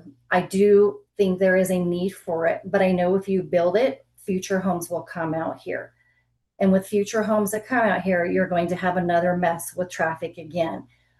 All I hear is what is going to benefit the developers out here, whomever they may be. Corey Barton will build more homes out here. It will cause additional 900 homes out here. Right now you have it's just, to me, it's like, I hear all this happening and I hear that they've spoken to all the residents. No one's spoken to me. I've lived here for 10 years, have been through many fires. I evacuate fine. I don't freak out. I hope they don't put a secondary road out here, because I don't want additional homes out here. I mean, we know it's going to happen. We know it's going to come, but putting things in people's backyards, I don't think that's fair. People, these are our homes, our investments. We spend hours working to have these homes, and then to have trucks driving up and down, traffic, pollution, dust. I mean, also Micron's supposed to mitigate their dust control right now. I came around the corner the other day and there were dump trucks out there stirring up dust where no one could even come around the corner, that everyone had to come to a screeching halt. I know by law you have to have a water truck out there, and there was not a water truck out there. I know that at some point a secondary road probably has to happen, but putting it right beside people's homes and allowing all these construction trucks and feeder trucks, the electrical yard, and and I know there's also a proposal for Hawkins to put also like some type of development behind us. I mean, I know why they want a secondary road, and then the thing with the Corey Barton homes, they were built with fire suppression and fire extinguishers, because their hope was that they would stay in shelter. And then everyone, I can tell you from the human perspective, no one's going to stay in shelter and go. They're going to get in their car and they're going to go home.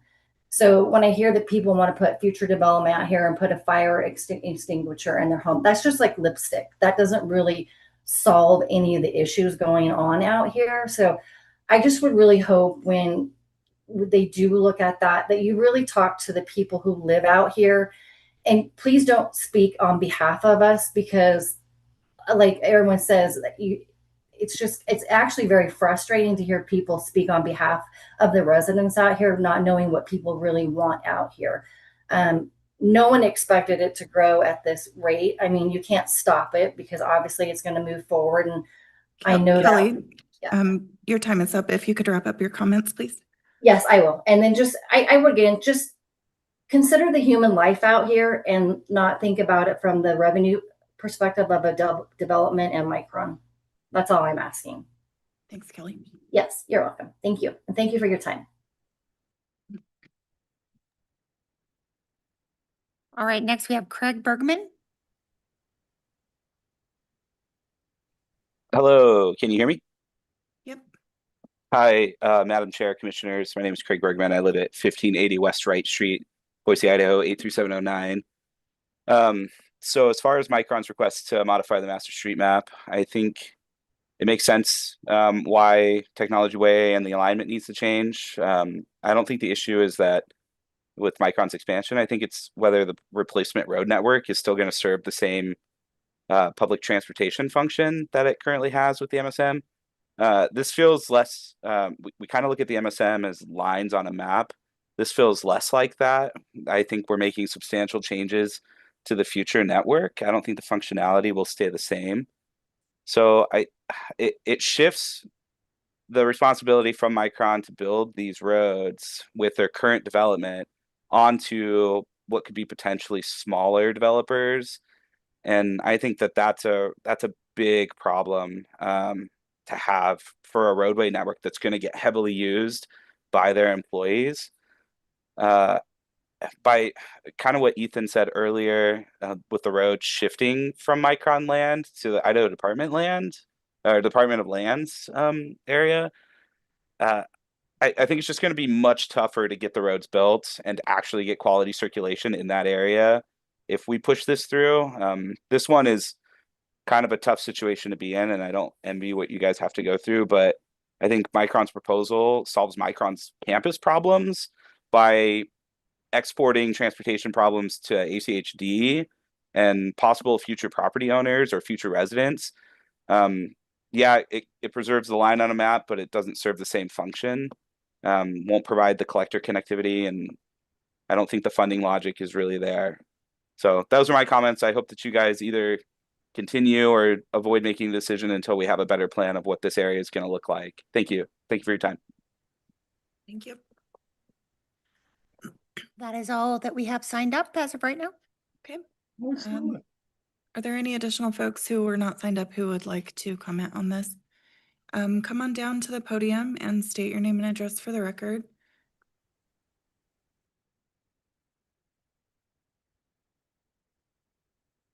Hi, my name's Peyton Coulter. I own 7937 Brundage Avenue over in the Sunny Ridge area. I do have concerns over fire. I also have concerns over connecting the road to Memory and Federal where it connects, as there are probably like 6,000 people that use that road every morning between the hours of 4 a.m.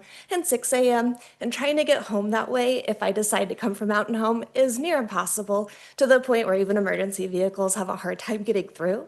I do know that ITD is going to have to get involved, but after speaking with them, they say they're about 11 years behind trying to get Micron to help. So I would just love to have a little bit more input, as well as a little bit more funding coming from Micron. As a taxpayer, I don't want to have to pay for the amount of traffic they're bringing to my area. So sorry, I'm so nervous. But yeah, so I just don't want to have to pay for that on top of the stuff that we're already having to pay with our time and our hours of our lives, not being able to get our kids to school or to have fire access and egress. So I would just love to have some of those costs be on the people that are bringing the traffic to our area. Thank you. Thank you. Monday.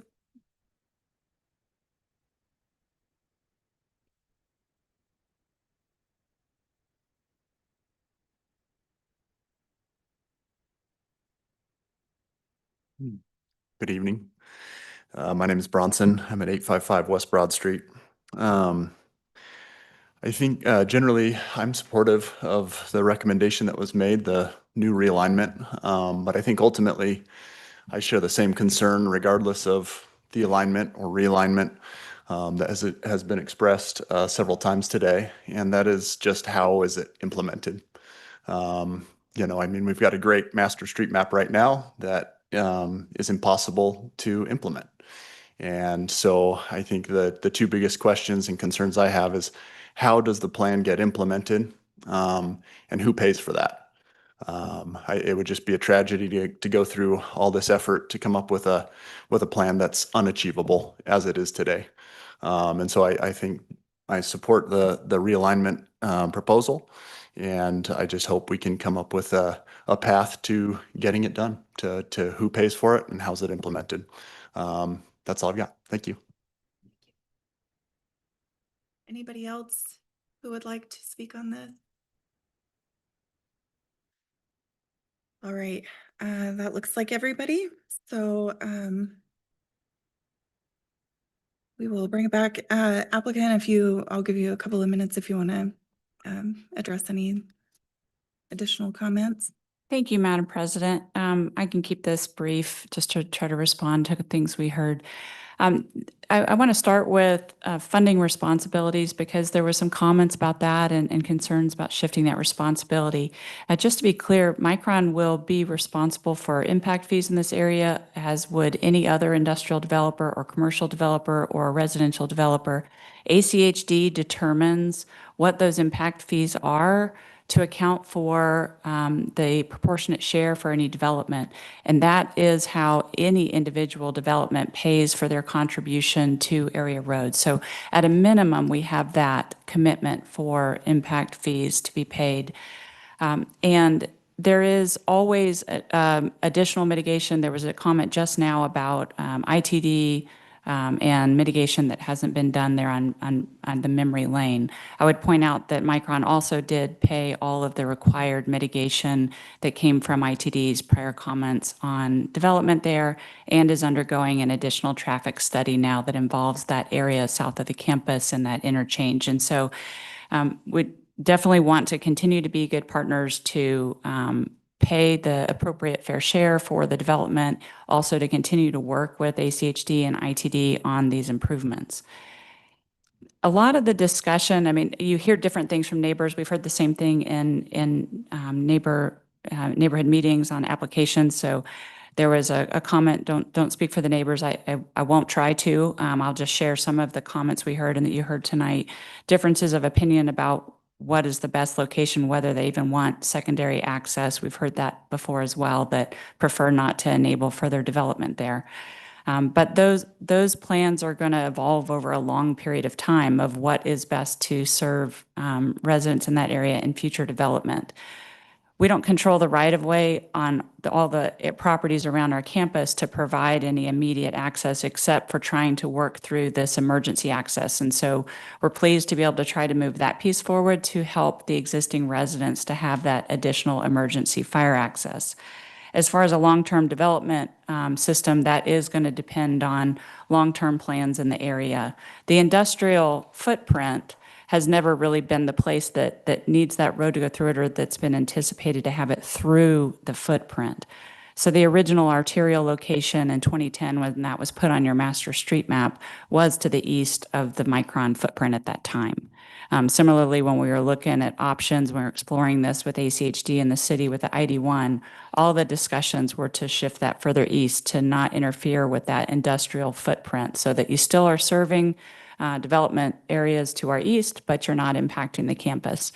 And as the campus has grown, which is a great opportunity that Micron's been able to do that, and we've tried to have that dense footprint of these interconnected buildings, that is why we're asking for it to shift further east again. And so it's not needed within that industrial footprint. We're appreciative and supportive of concerns from some, not all, but some, for that additional secondary access, and that is what our plan still accomplishes for the future planning efforts of the agencies.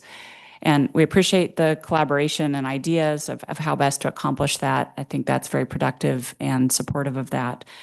And with that, we just stand for any further questions you may have. Madam President, Commissioner Pickering. Thanks, Deb. I do want to point out a clarification. I agree, yes, you guys are required to do impact fees as any other new development. However, Mr. Hess's point is made really well that most of our developers, again, with larger development such as yours and similar size, they're also required to build roads within that development or connecting to that development. So that is something that you're currently not doing, as Jeff pointed out. And so I think as the nature of your development, and so that isn't that same apples to apples that I think he was trying to get at, which is partly like that frustration of, this is investment from that they invest in that road infrastructure that they hand over to the public. And that similar type of investment isn't necessarily represented in this request, given you're pushing all of those roads off of your campus. Madam President, Commissioner Pickering, could I respond? Absolutely, that'd to be great. that? Yeah, thank you. I understand it is a unique development. It's not the same as every development that other developers may have. In particular, we've heard from a lot of residential developers. They do have a residential grid that really is designed to have those tight grid-like streets that does serve residential. And usually they're building those within their footprint themselves. And so they are responsible for that because it's needed to serve their homes and because they own the land that grid falls within. And so that's what's really, I guess I'm trying to point out that's different, that we don't control the right of way to fully construct a road. So it is an island of roadway. But then it's also not necessary for our development. We certainly did have to do a traffic impact study when the expansions began, and they did not consider circulation that would depend on that road because it doesn't exist and we weren't able to obtain right-of-way at that time. So we do continue to contribute where mitigations are required. We are interested in having additional circulation flow in the area as well, and really particularly interested in trying to find a short-term solution for fire safety. Commissioner Goldthorpe? I have a response to that. Commissioner Pickering. So your point about not needing to have these roads because of the footprint and the style of your development, I think I agree possibly on paper that's the truth, but I think what I'm hearing from residents and other folks that testified is you're still requiring and pushing a ton of folks, right, to drive to your property. And so even if on paper you don't need it to be, responsible for the expansion of roads to accommodate for that, that is the expectation. And I think at the end of the day, right, we're going to be held responsible for the traffic flow as we're hearing, the congestion, we're already hearing it. And I think again, we're going to be left holding the bag with that. And then again, have to pay for something that usually we would have more partnership on to fund that expansion, to accommodate the growth that we're going to be experiencing or already experiencing. I think that's what I'm wanting to respond to on that. Madam President, may I just make one brief comment, Commissioner Pickering, if okay with you? We don't deny that there's a lot of traffic that's being generated around the campus right now. That is absolutely the reality. There's a lot of activity going on there, in particular with the construction. And so absolutely acknowledge that that's the case. You're going to hear another matter tonight about adding access driveway width to accommodate that kind of construction traffic, which will require some mitigations, including to widen Technology Way. And so that's the kind of thing that we try to address as best we can and fully acknowledge that we're creating a lot of traffic. Goldthorpe. Wouldn't you know it, Commissioner Pickering took most of my thunder. She has that habit sometimes. But I would want everyone to understand that in this county and in this highway district, impact fees are the minimum. Impact fees are the minimum to mitigate immediate impacts right around your development. The changes that are going to occur in Treasure Valley because of this wonderful expansion are monumental. The impact probably will go clear to Weiser as far as where people live to come to work at Micron. What Mr. Hess had said about the kinds of mitigations that commercial and residential developers are used to, in many cases, have absolutely nothing to do with their level of impact fees. In fact, more often than not, they don't. Instead, for instance, this has nothing to do with this topic tonight. They'll provide property for schools and fire stations, police stations, libraries, you name it. Costco built roads for us and for ITD that were miles away from their stores, and they're going to continue to do that with their new stores. Fortunately for them, there's a mechanism they can get reimbursed. That doesn't have to be the case.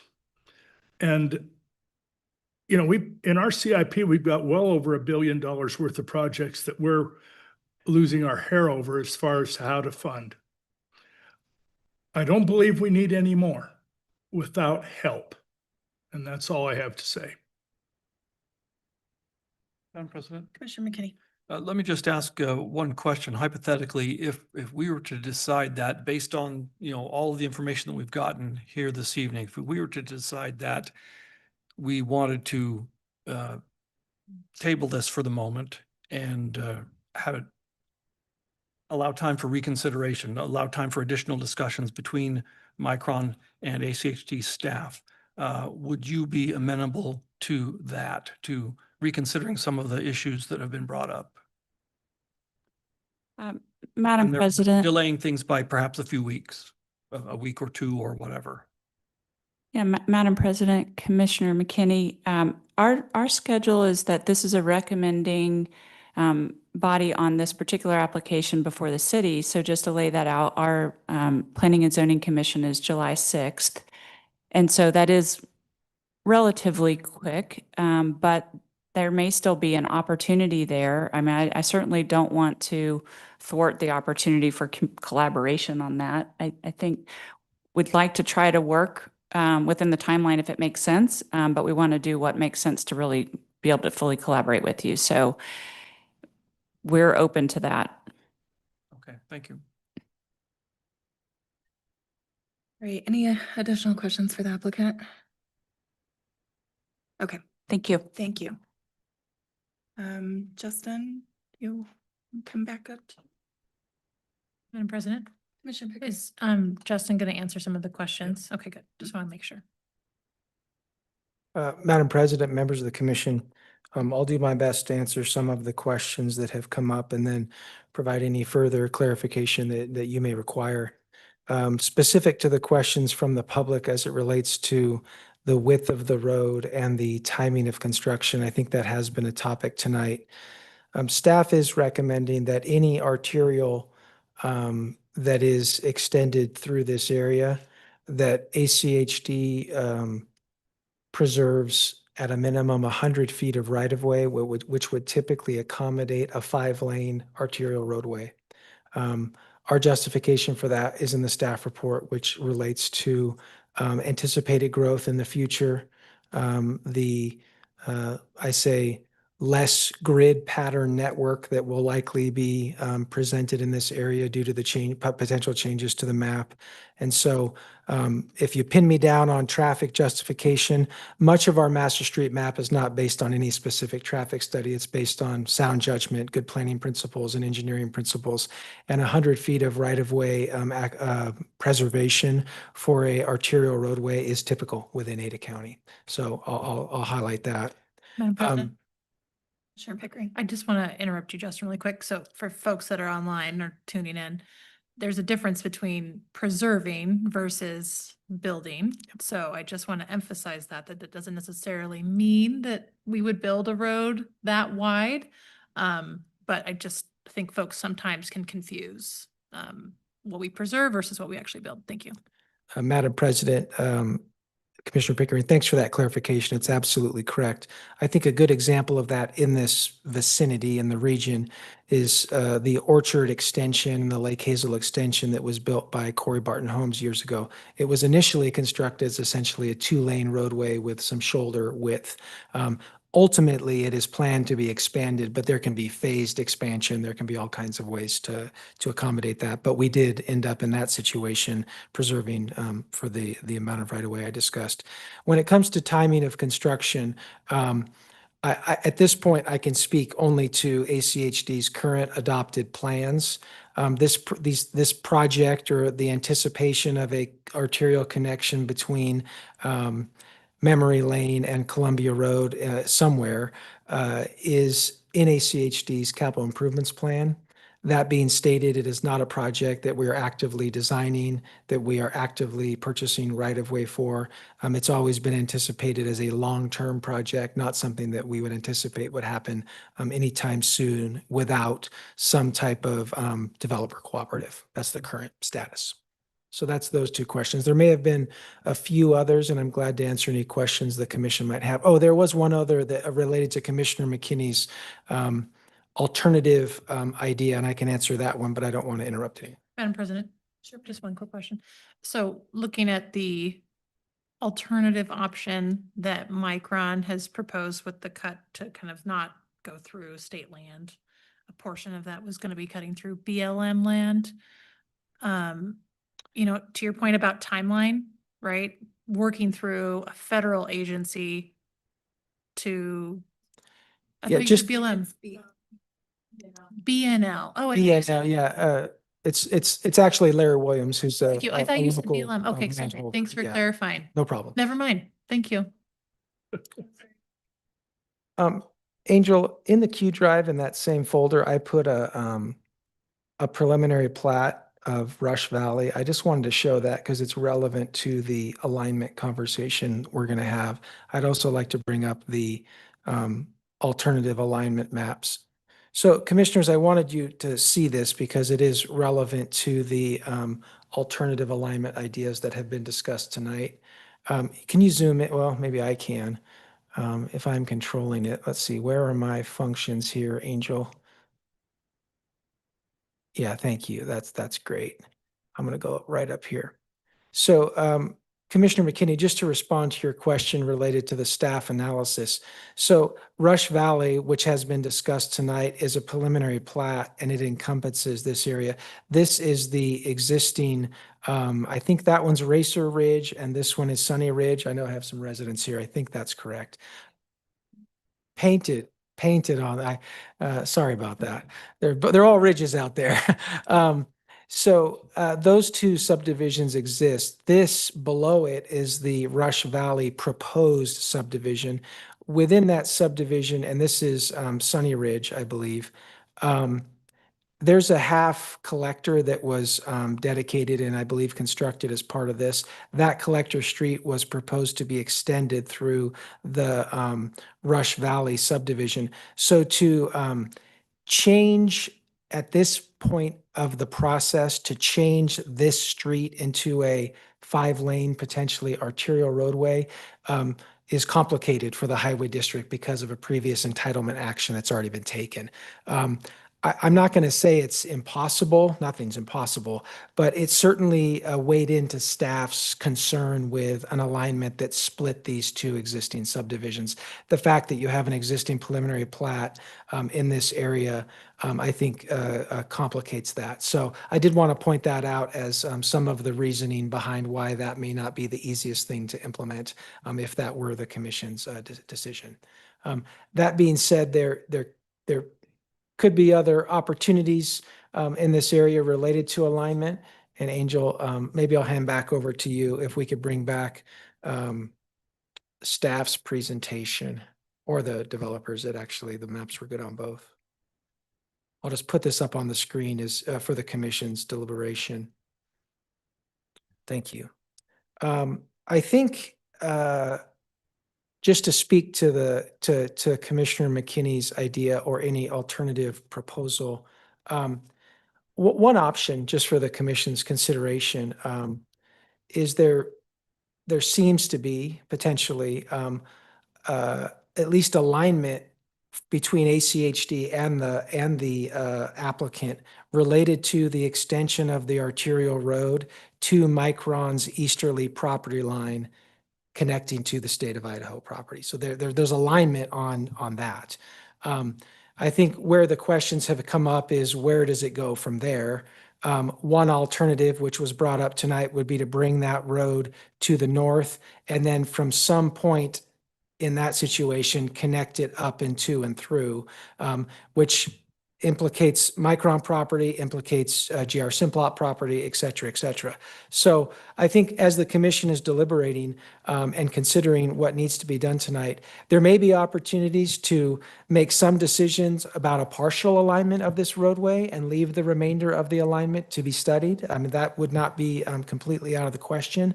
I think staff's recommendation in a situation like that, as the commission is considering it, would be staff believes that determining the alignment through the applicant's property that is before you tonight, whatever alignment the commission may choose that has a direct impact on the applicant's property, I think staff would recommend to the commission that you're clear on that alignment, whatever it may be, in your recommendation to the city of Boise.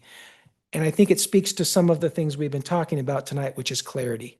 What are we doing with this road? And if we can only achieve a partial decision tonight on this ultimate alignment, I think that's better than nothing, to be honest with you.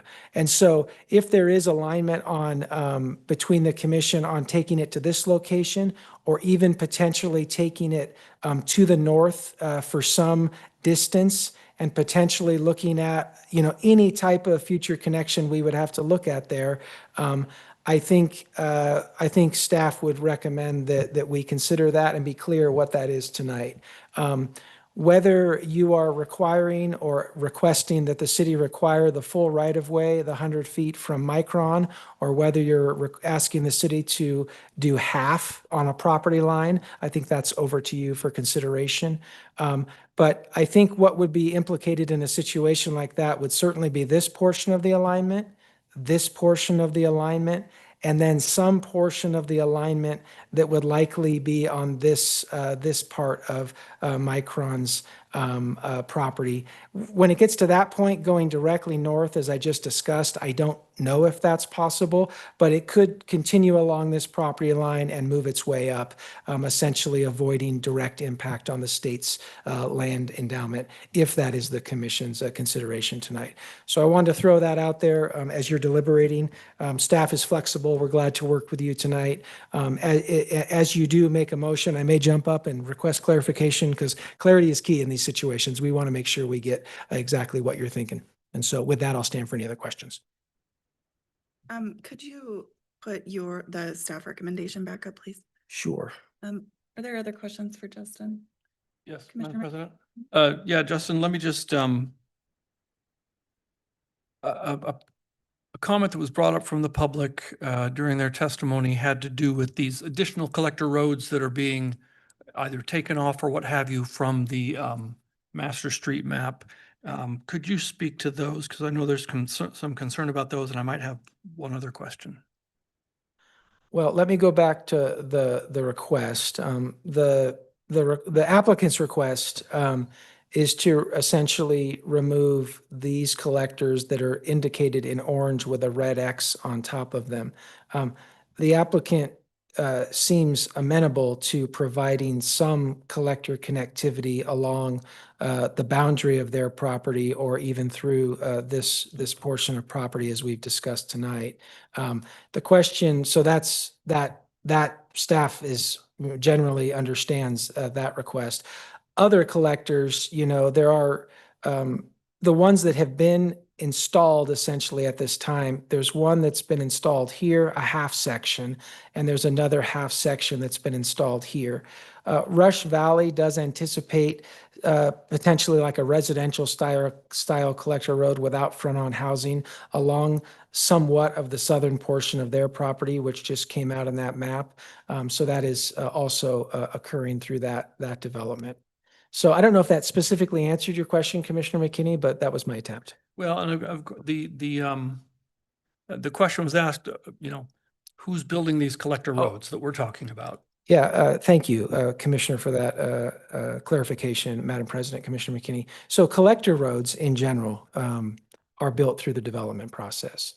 And so I think that's one of the reasons why staff is interested in working through some process with the city of Boise and Micron to come to some type of agreement on when either the right-of-way would be dedicated for an arterial or collector road, or when it could potentially be built. At a minimum, staff believes the right-of-way is a critical function of the master street map. The nature of the development applications that are processed related to Micron's campus expansion, because as of yet, we've seen no preliminary plat or final plat and are unlikely to see one based on the nature of this development. there's extremely limited opportunity for ACHD staff or the commission to make a direct requirement of roadway dedication or construction. It's one of the reasons we're here tonight is this is one application, and this application is an annexation and rezone and a conditional use permit for the, I believe, for the power facility. But there's, the commission has tools in this scenario, which would be to send a letter to the city of Boise requesting that the city of Boise include those conditions within their conditions. Your tools independently of that are more limited due to the nature of this entitlement and due to the nature of the project. And so I think that's a nuance, but I think it's an important nuance. Staff's attempt to address that nuance is making a recommendation related to right-of-way preservation, which we believe we're on firm footing related to the master street map. And if I may, Justin, then just to follow up on what you said a moment ago about this commission potentially making a decision that only partially, if we made a decision on a master street map amendment that doesn't complete the connection to Columbia Road, is that what you're suggesting in what you were saying earlier? I'm concerned about that. That's why I Yeah, asked. Madam President, members of the commission, I think what I'm potentially suggesting is that the commission potentially might be able to define an alignment that's relatively firm in some sections of this roadway, but is less defined in other sections. The way to accomplish that through the master street map, in my opinion, would be to still indicate a line on the map. We would note that in the notes that you could say to be studied further, right? Or something like that, indicating that you ultimately want a connection to Columbia. The connection will show on the map potentially in some alignment that you decide on tonight, but you could note that that alignment, at least portions of that alignment, may be less secure or obvious than others. And that I think you have the potential to do. Well, if I may, Justin, would it be accurate to say then that what we would be essentially making a decision regarding the alignment for purposes of the master street map only with respect to Micron property, and once we get beyond that, since it's not Micron property anymore, it doesn't directly relate to their application, and therefore it's left less certain, a little more vague. Is that accurate? Madam President, Commissioner McKinney, that's accurate. What we are saying as staff is that we believe that there's a firm alignment. Sorry, didn't mean to move that. To have a alignment that goes across here, goes up here, and then comes this direction. From here and up, we believe that you could have a dashed line that says to be determined.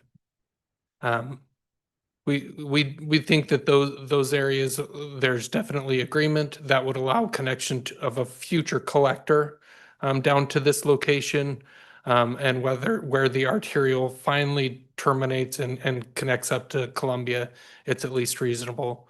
What I'm hearing from the conversation is that we can agree that this is probably forcing it to go all the way up to Columbia at this location may not be feasible in connection with the development plans that Micron has put in front of you. So we can agree as staff that coming here, up here, and then across is at least what we would recommend, firming up as an alignment, and then beyond that being a dashed line for future determination. Okay, and so you as staff believe that that would adequately address the traffic circulation concerns, the traffic provision for sufficient traffic volumes? Madam President, Commissioner McKinney, I think what we have said is taking it straight up to Columbia there is our recommendation. However, we can give on what has been demonstrated by Micron as an issue with their development, and taking it to the east at that location is reasonable. Okay, thank you. Any other questions for Justin? Okay. Thanks, Justin. If you could put the staff recommendation, not the map, but the slide with all the words on it.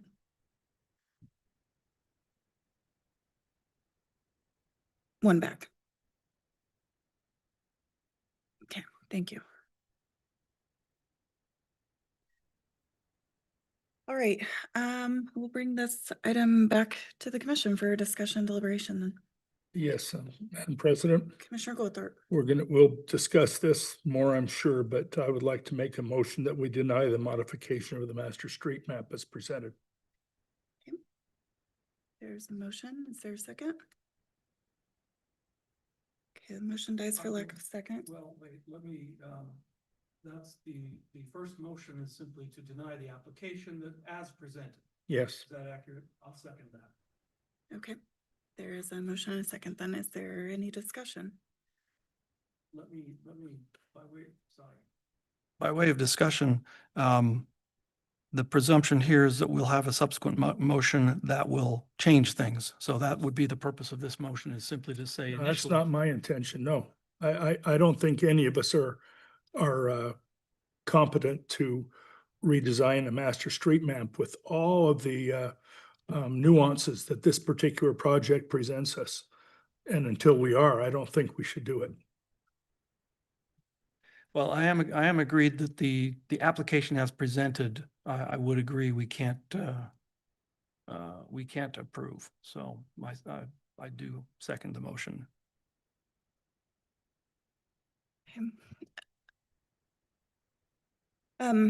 I think that, again, this application is before the city of Boise, and goes to P and Z on July 6th. And so this is our opportunity to, make a recommendation on this application. We know that what is in the master street map now can't be constructed because of how this project has developed over time. And so this would be our opportunity to recommend and preserve right-of-way for the project that exists and moves forward. Madam President, nobody remember this because I don't think we've done it lately, but we have denied applications before where we were a recommending body and went ahead with the denial and then included a letter stating our reasons and perhaps giving reasons for something else to be considered by the land use planners. Madam President, Commissioner Pickering. would you be willing to just do a roll call and then I could make a separate motion? Okay. I can't make a substitute motion without it because it's been moved and seconded and there's been discussion. Okay. We'll call the question, then do a roll call vote. Stacy, can you call the roll? Yes, Commissioner Pickering, No. Commissioner Goldberg, Yes. Commissioner McKinney, Yes. Commissioner Gold. No. So that motion fails. Okay, Madam President. Commissioner Pickering. Yeah, I would move, and it's kind of tricky because I would like to make the motion with the approximate street names. So could someone pull up a map with the actual names? I want to get it right.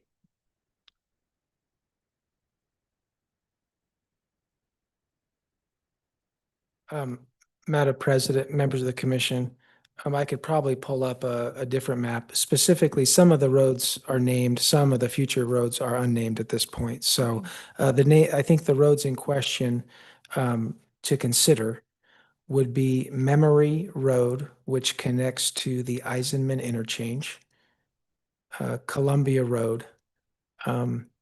Any connection point between those two would be a new alignment.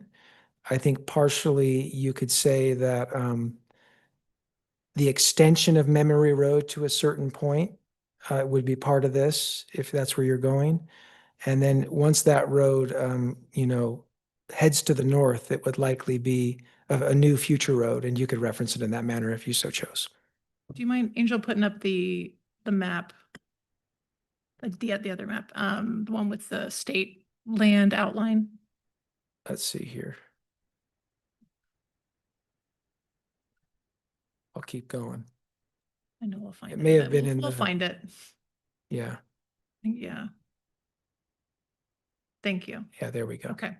Madam President, I make a motion to extend Memory Road east to the state land, IDL land, border there in pink, to go north to the corner of that state land boundary. And from there, we stop, and the remaining area would be for further review. No, do I have it wrong? I think it can go east again. It can go east Yeah. again? Mhm. Okay. East to, Simple.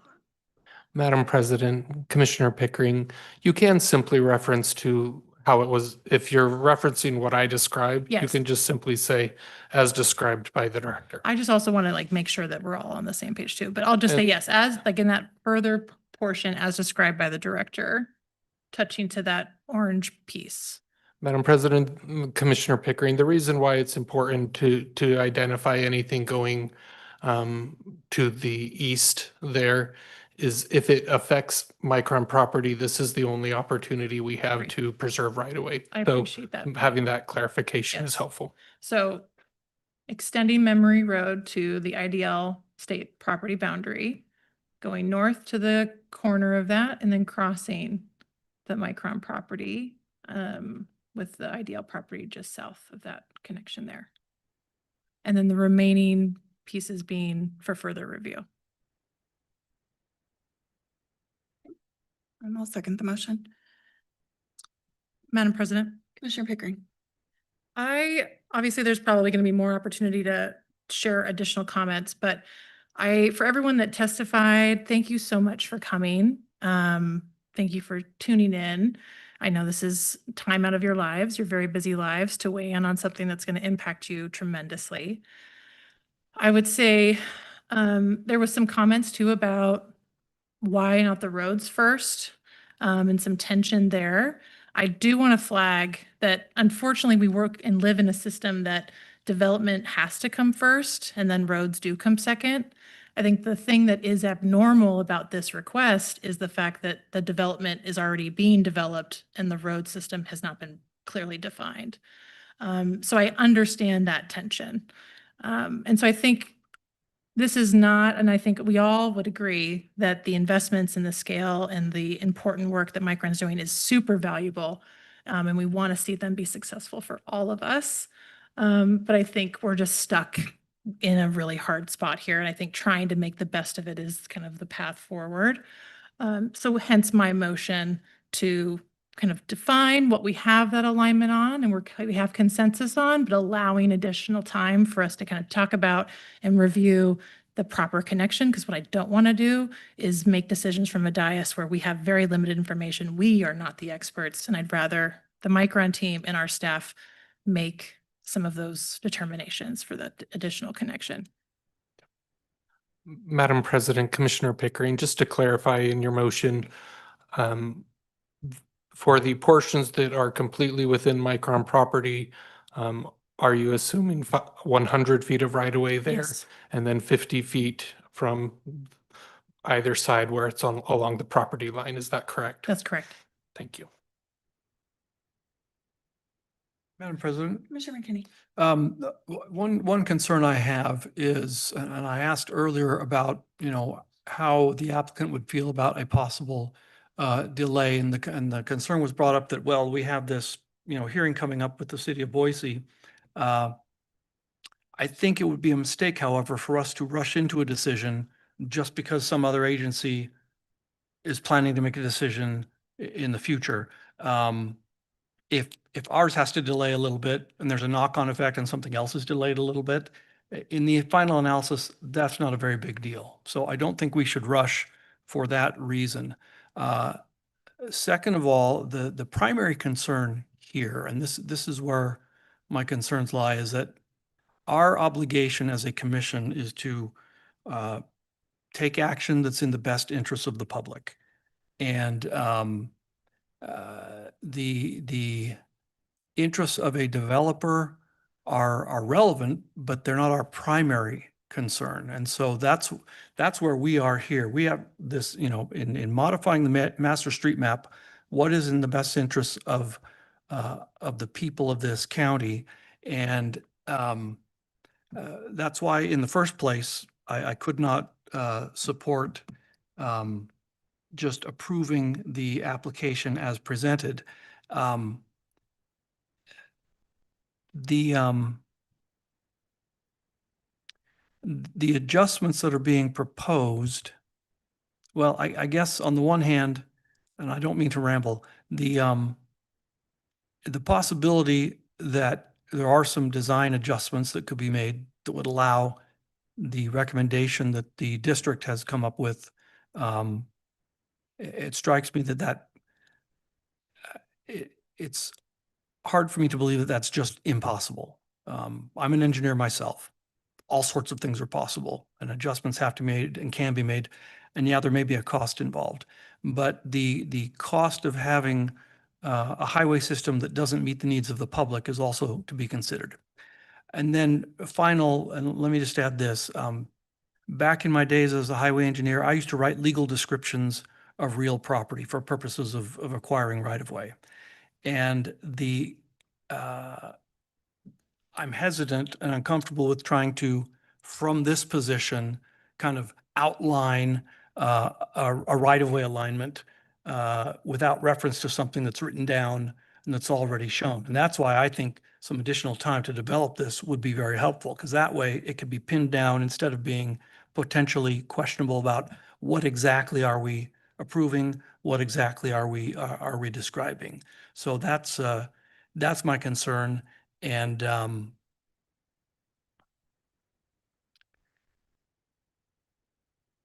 I think when push comes to shove, I could live with the proposal that's being made at this point. But I don't really prefer it, simply because it automatically, out of hand, throws away the preferred alternative that we have in front of us. So that's my concern. Madam President, Commissioners, Steve Price, General Counsel, in terms of getting finite language on the alignment and everything, we got that. Your staff, we will make sure we know exactly. It's hard to do it from the dais to spell out all those words, but we got it. And this is, now remember, this is an annexation request. This is simply a recommendation to the city. We don't have to have it in finite detail until we get deeds. But your staff knows that if the commission picks out a proposed alignment, we will make sure that we have it adequately described for the record.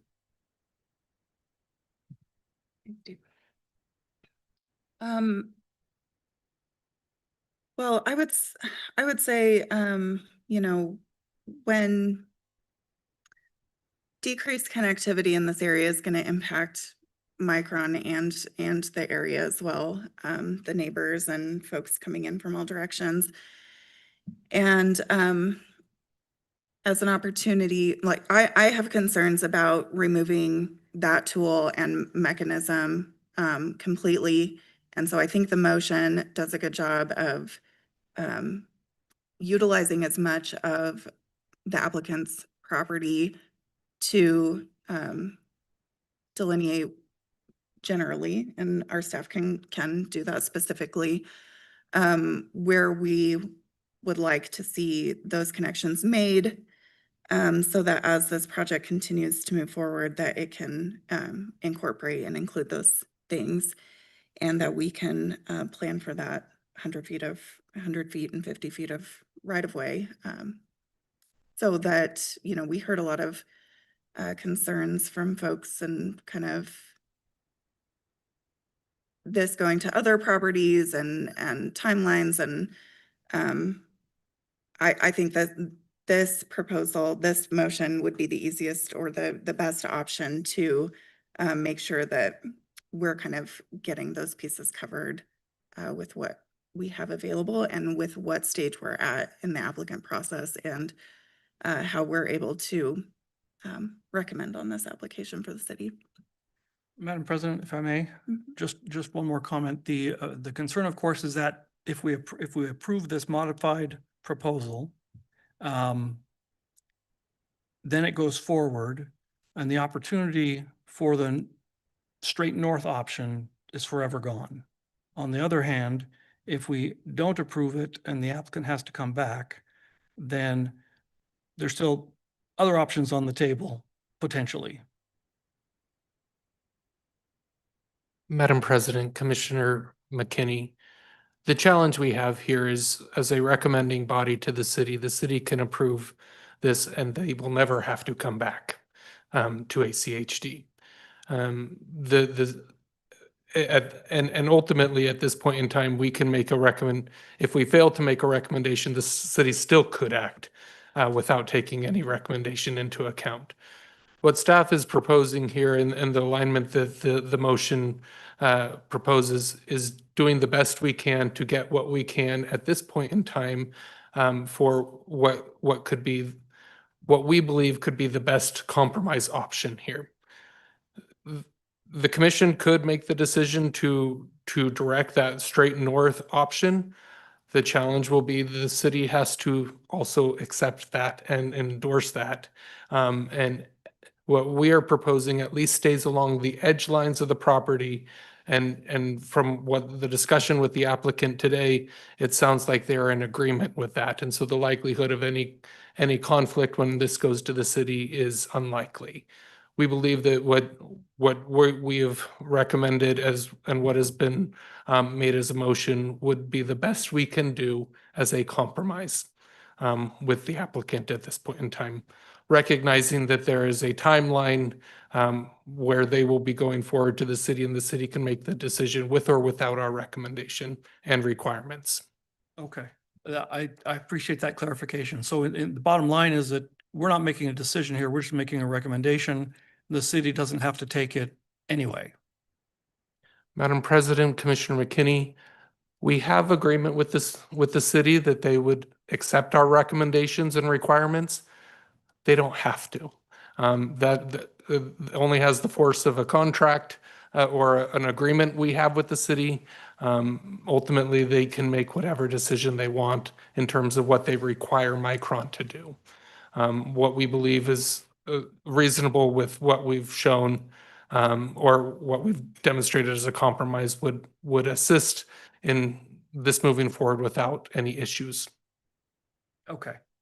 Thank you. I appreciate that. And I think, you know, we've received a letter of support for the project from the city, so I think that's indication as well.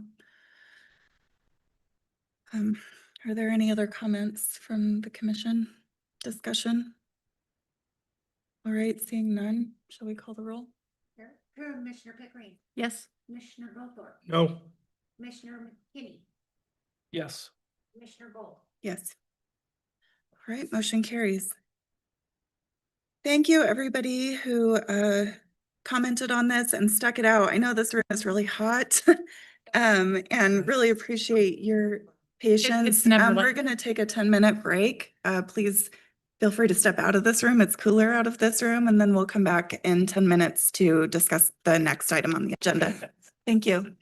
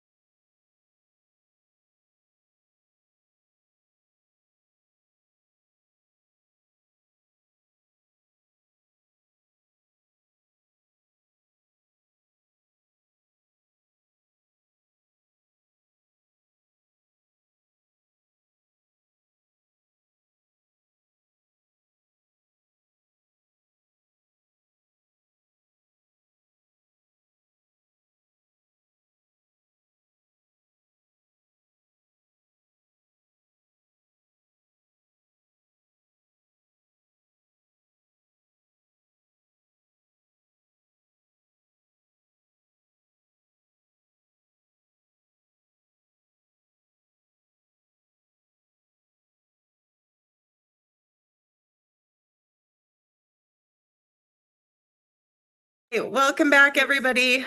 We're back and we're going to move on to item 2 on the regular agenda. The Micron access request for approval, and ask Justin to come up and take on this one as well. Madam President, members of the commission, I left my jacket off. I don't want to pass out up No, here. So, you- man, it's hot in here. It is. So, well, let's get into round 2 here. This is a separate application from the one we just discussed, related to an access request and a potential waiver of or modification of policy related to access and traffic on a single roadway before you from Micron. So just jumping right in to the request, as I stated earlier, Micron is undergoing a large and dynamic construction project on their campus. We've spoken of that a little bit tonight. The request from Micron tonight before you relates to a signal on Technology Way at the existing main access at Circuit Lane, and a change in use of an existing driveway on Columbia Road. The signal on Technology Way, if I can get, oh, there it is. Thank you, Angel, is represented here. The change in access or upgrade essentially of a driveway is right here on Columbia. You're going to hear Technology Way and Columbia Road tonight. Obviously, these two roads are essentially operate as a single facility. The only reason the name changes is because of the curve here. But there is some nuance in how we treat them based on the access request. So this driveway currently serves building 80, B80 at Micron, which is already constructed. They're in the process of constructing some other structures out here, which they call B81 and B111. Those facilities are under construction and are planning to take access from Columbia Road right now. That will add some trips onto Columbia. 330 daily trips, and then some trips in the AM and PM peak hours. I think because the city of Boise has already, approved those facilities and those trips are already anticipated, it is an additional, some additional pressure on that driveway, but that's really not the main event of this discussion tonight. Micron is also requesting and proposing a parking lot at this location that will serve construction traffic.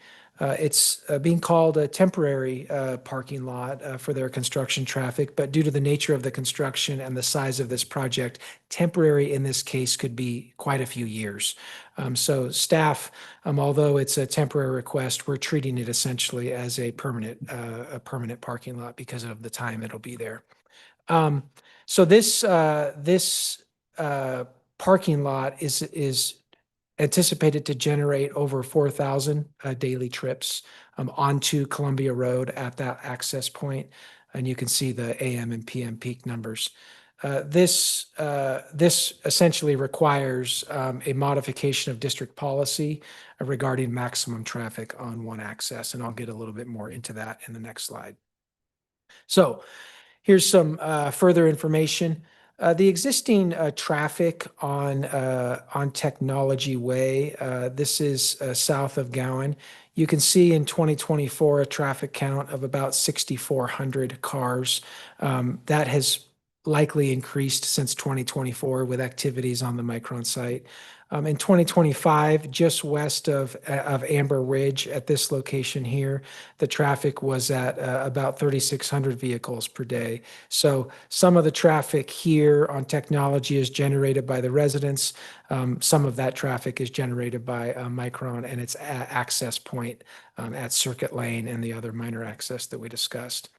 As of right now, you can see the request. Both of these are unsignalized. Micron at Technology Way, Circuit Lane. There's no signal there today.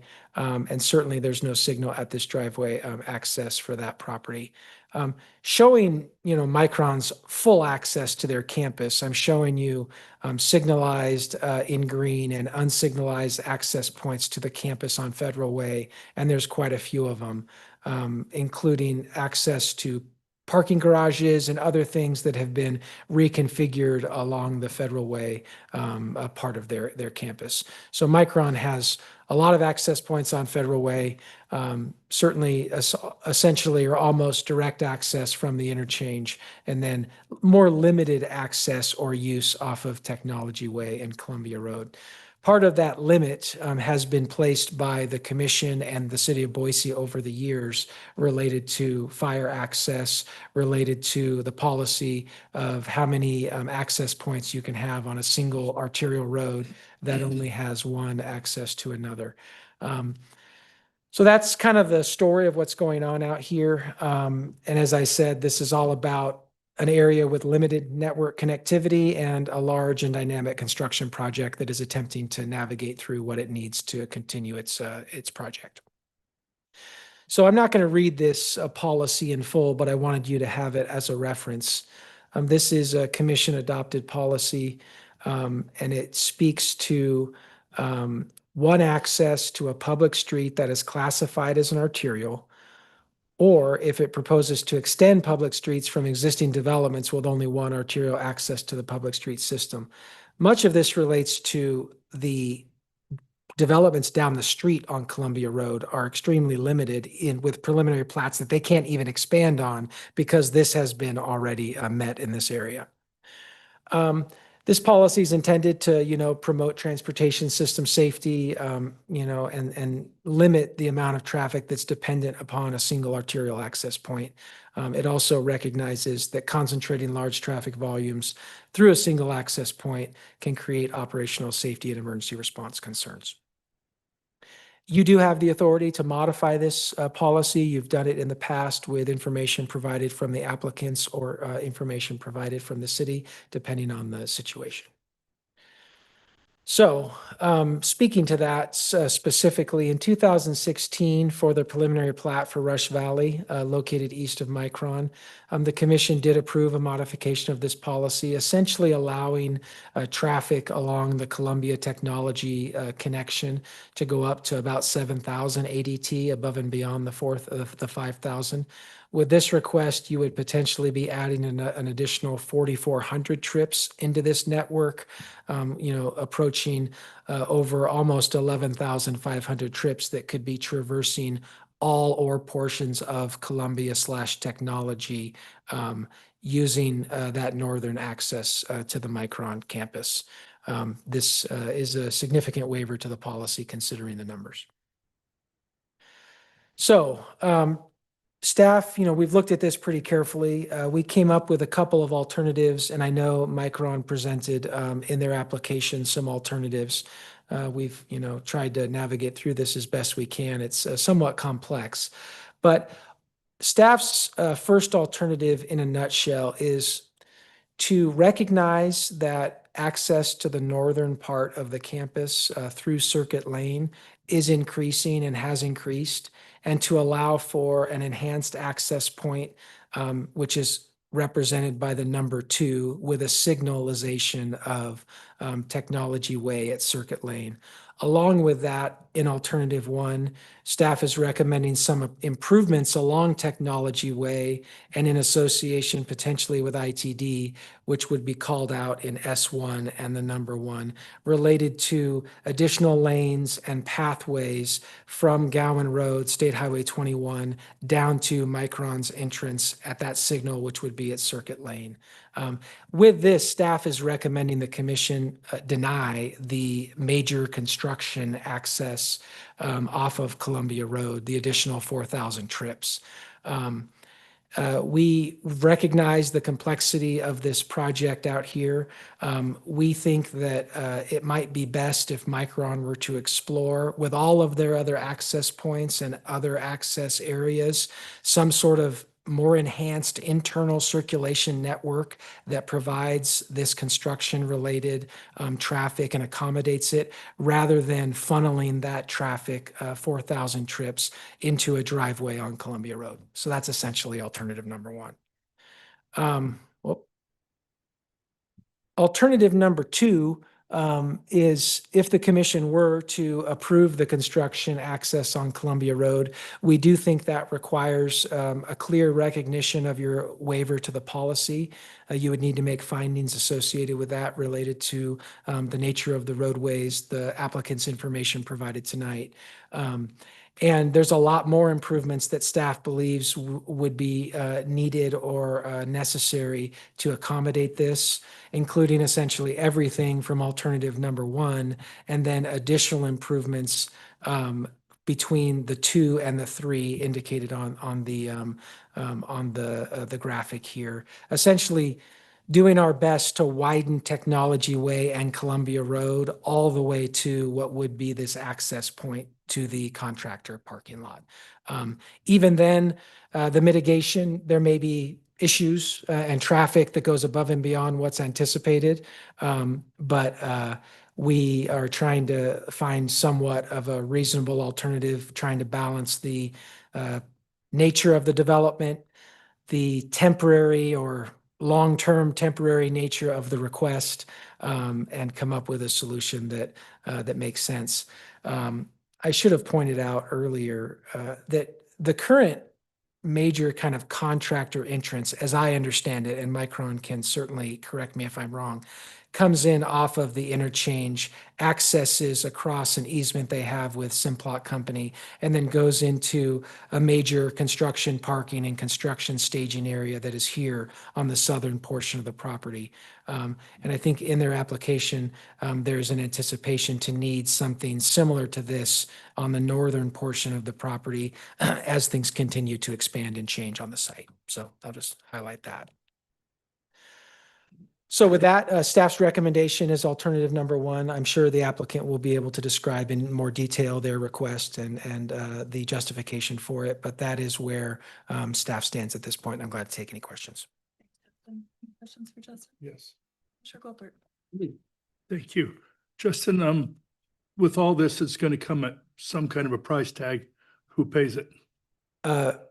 Madam President, Commissioner Goldthorpe, as of right now, based on my understanding of the applicant's request and staff's recommendation, would be these costs associated with the mitigation fall on Micron. On Micron, on the applicant. ACHD would not be participating in this project. President? Yes. McKinney. Justin, question number one, have we performed a signal warrant analysis at Circuit Lane? Madam President, Commissioner McKinney, I'll let the applicant's traffic engineers, if they're here, speak to the technical details of the traffic analysis that they completed. We did work with them on some, scoping related details associated with that traffic analysis. The short answer is yes, they performed signal related analysis and warrant analysis at these locations. Okay, then one other question. If they don't get the access they're asking for on Columbia Road, where does that construction traffic go? Madam President, Commissioner McKinney, I think staff's opinion on that would be that Micron needs to look at alternative access points based on other access that they have off of Federal Way or Memory to accommodate their construction traffic. We understand that some of it, with the dynamic nature of the roadway system out there, some of that traffic could need to use Technology Way and access at Circuit Lane, which is why even in alternative one, we're recommending those improvements. But we believe the vast majority of that traffic would be better served coming off of other access points off of Federal Way or Memory Lane. Thank you. Any other questions for Justin? All right, thanks, Justin. I'm gonna invite the applicant up if you would like to. Okay.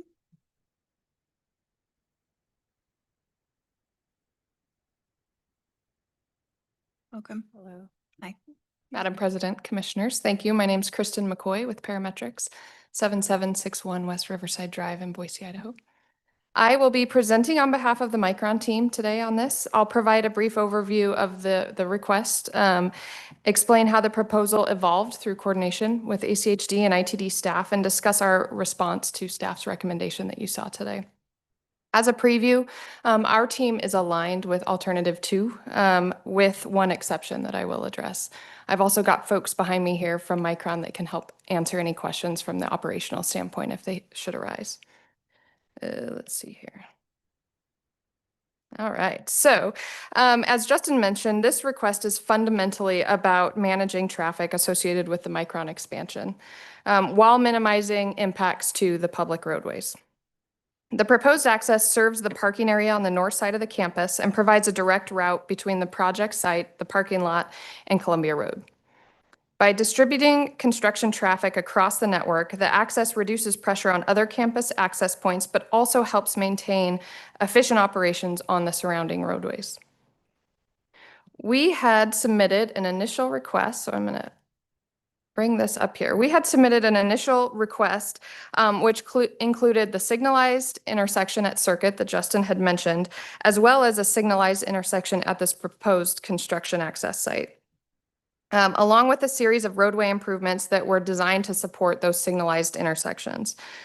Because a signalized access would attract higher traffic volumes, the original mitigation package included widening. So you can see there, we've got that turn lane from Gowan onto Technology. We also were widening Technology and Columbia, including those signalized intersections.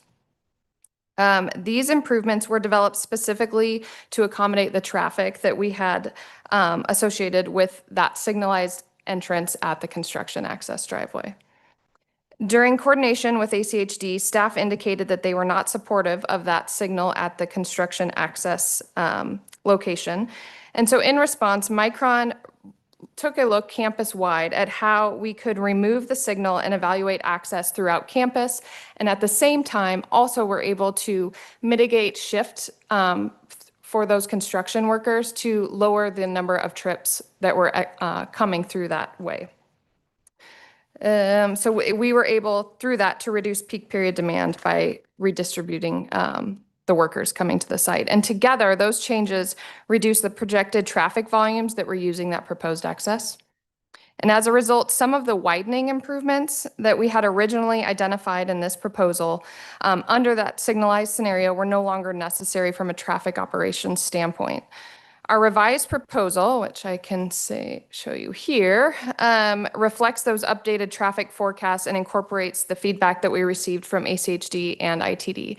So you'll notice in your staff report, you've got two different memos, and that is the reason of those two different memos is the first one was submitted, we coordinated with ACHD and ITD staff, took in their comments and consideration, as well as some of that redistributing the traffic that was coming to the site. As for where we are at today, our team has taken a look at the staff report and the alternatives that Justin just shared with you that have been presented. Alternative 1 does not adequately address Micron's operational need for the proposed access.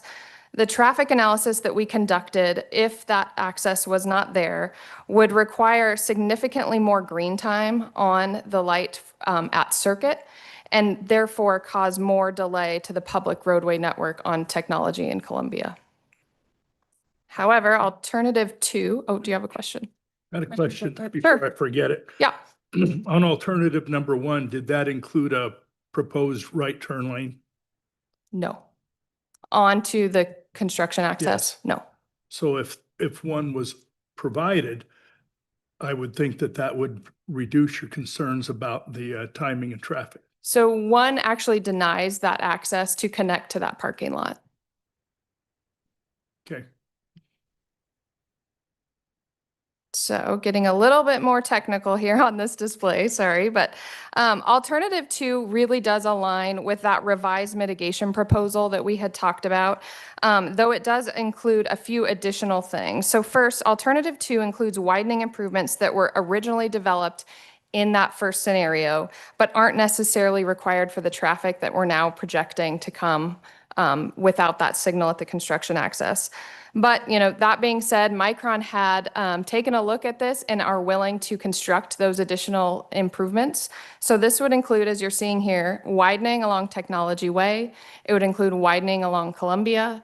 It would include intersection improvements at Circuit, including signalizing that intersection, a 10-foot wide multi-use pathway along the west side of Technology in Columbia, as well as maintaining that stop-controlled access at the construction site and widening that down to the parking lot.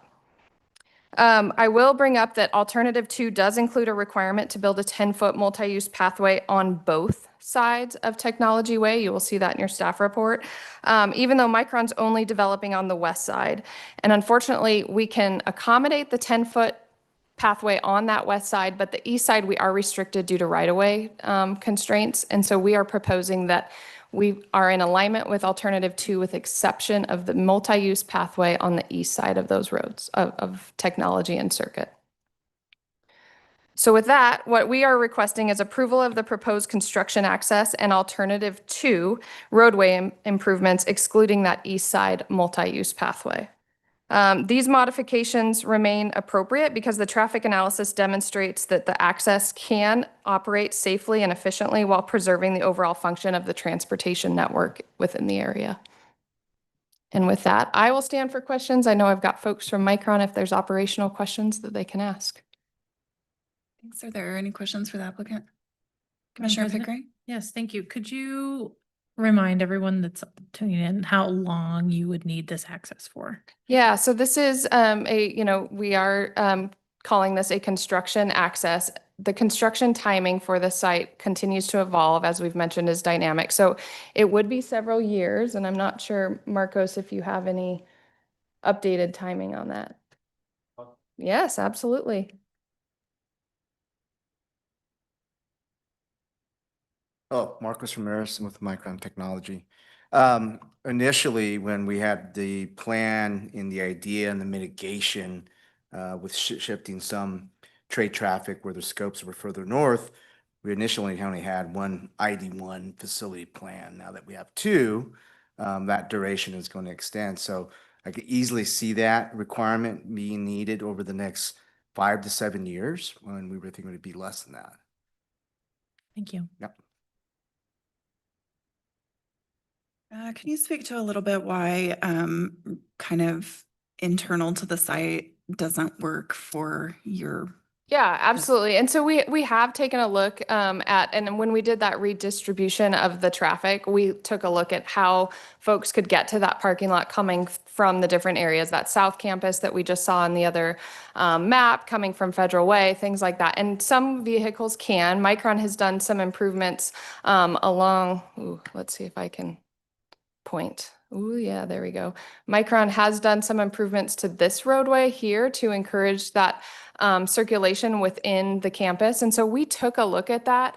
The unfortunate part is there are components of the campus that would fail from a traffic standpoint, and congestion would develop that is significant. Madam President, can you elaborate more on what significant means? Yeah, I mean, we would have failing intersections. We would have traffic that's backing up on East Circuit that likely would get out to Technology Way. So I guess coming from here, we would have potentially traffic that's backing up onto Technology Way this way. The PM peak hour traffic volumes and turning left also becomes a real challenge. We've got about 1,300 trips per day that would be turning left from Circuit onto Technology in the peak hour.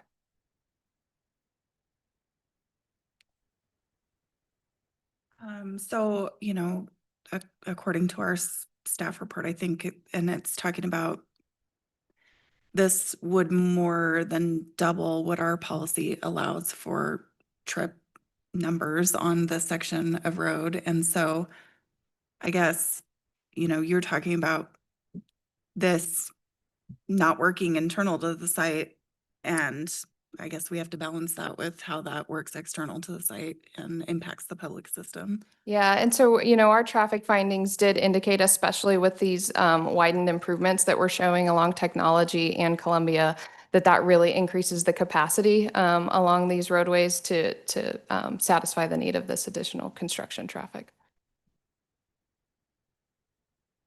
Any other, Commissioner Goldthorpe? Understanding our policy the way you obviously do, what do you think this waiver of policy and allowing either of the options to occur here, what impact do you think it would have on the ability of development to occur further down on Columbia? Answer that, yep.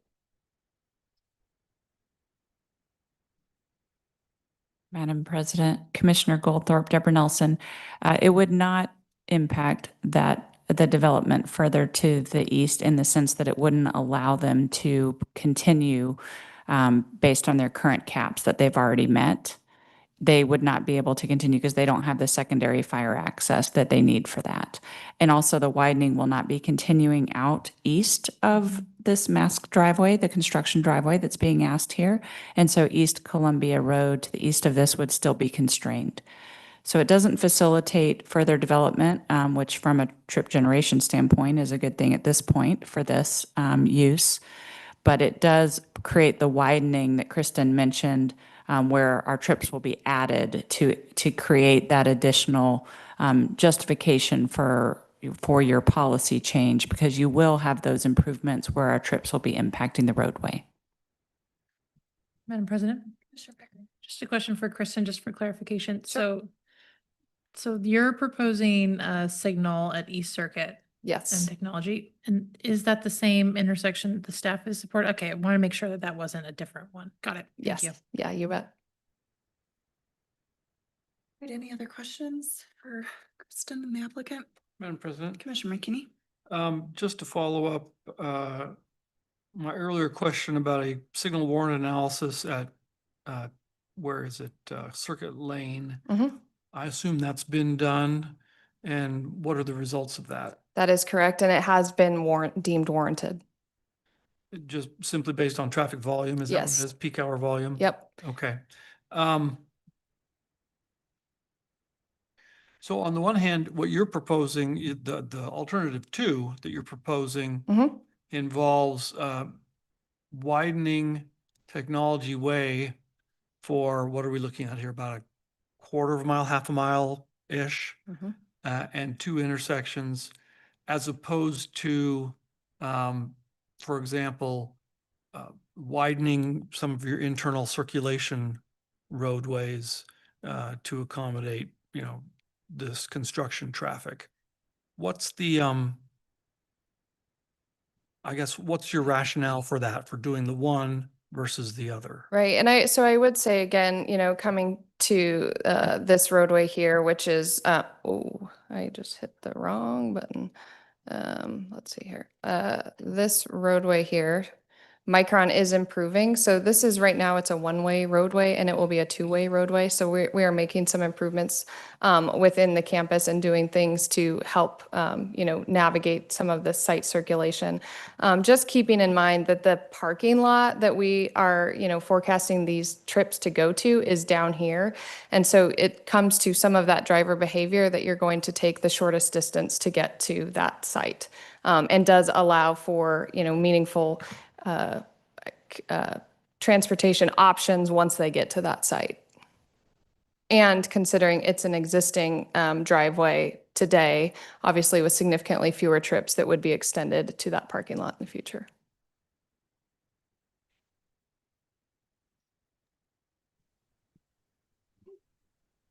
Any other questions?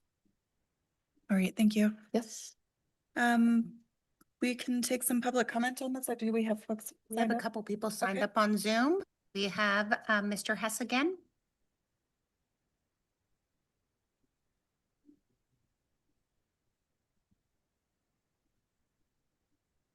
Be here?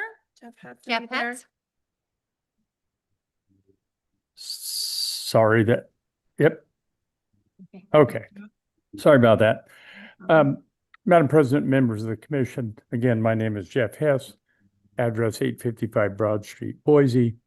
As you know, I was on the HCHD Citizens Developers Advisory Committee for over 20 years. Been through this a lot, and after the earlier testimony, I'm going to get right to it. We requested to do our development and when flat told out by staff, we will never develop there because there's a one access maximum. That was taken up by 7,000 by the prior residential development. Now they're adding 4,000 more for a total of 12,000. I can't see how in the world I get turned down for a modification. Micron comes in and is being suggested. First of all, the traffic report does not address any of the significant issues that are required to increase the maximum on a dead end road like this, arterial. Internal traffic would, as they said, well, it would fail internally, so we're going to push it out onto the public street. I think that's a little disingenuous. It would not allow future development east of there when you take that up, no matter. And we suggested widening Columbia as a solution, and we were told no. Widening Columbia doesn't solve that problem. So I don't know how they're widening Columbia from the construction to the light would make a difference. If it's, if it's good for them, it ought to be good for us, and we should be able to come in and develop after that. And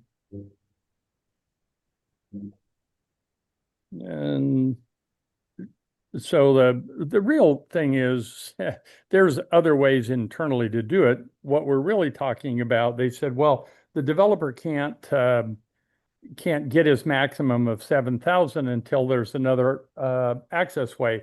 Well, now their earlier request for an MSN changed that to the point where it's not likely to get a second access along any of this without ACHD requiring them to dedicate the right of way. And the little plan that was developed earlier takes it away to the point where, gee whiz, we don't even know how it's ever going to get connected. We can go through microns for a bit, and then it's sort of up in the air. There is a way to come off of their parking lot, go over towards their electrical field, and then turn and match up with the proposed arterial or connection point that you folks came up with earlier. Is just the easiest way out, and I really, really am not a happy camper if they get approved to put more on there when we've been denied in the past for that. There is an easy way. Just get rid of that as a policy on a one-way and let everybody do that and mitigate the width and capacity of Columbia all the way to the end. If that's the way you want to go. So I apologize for sort of my pointed statements, but it is a little frustrating to have been turned down a couple of times and then have to deal with a traffic study that doesn't even address the reasons for upping that. So I stand for any questions. Thanks. I don't think we have any questions. Thanks, Jeff. Next we have is Matthew Saban. Are they online? Yes, they are on Zoom. Okay, I'm not able to turn on my video, but can you hear me? We can. Okay. Madam President, Commissioners, my name is Matthew Saban. I live at 8133 South Redcliffe Avenue, Boise. I'm in the subdivision closest to Micron, down Columbia. I'm responsible for, or my household is responsible for 2 to 6 of the daily trips on the road that they counted. We think we would be terribly impacted by an increase in that number. We find we're already impacted terribly by the current traffic. I'm on the board of directors for the HOA at my development. And when Micron first began their plans for this development, for their expansion, they held a meeting that they announced to their neighbors was coming up, so we could all go and learn more about what they're doing, and they could speak to us. It was interesting that as a board member, namely the president of our board, I did not get invited. I had to find out about it from somebody in an adjacent neighborhood and come. Micron apologized and took my contact information and has never once contacted me since. As such, it felt strange for them to talk about what good neighbors they wanted to be, and how they would make sure that there would be no impact to their neighbors or minimal impact to their neighbors as they went. Many of the promises they made during that initial meeting have failed to come to fruition in any way, shape, or form in the way of easing the transition or the impact that neighbors might have. Specifically, they promised that they would keep construction traffic off of Technology and Columbia. All construction traffic would be forced down to Memory, and that we would not be impacted by that as neighbors.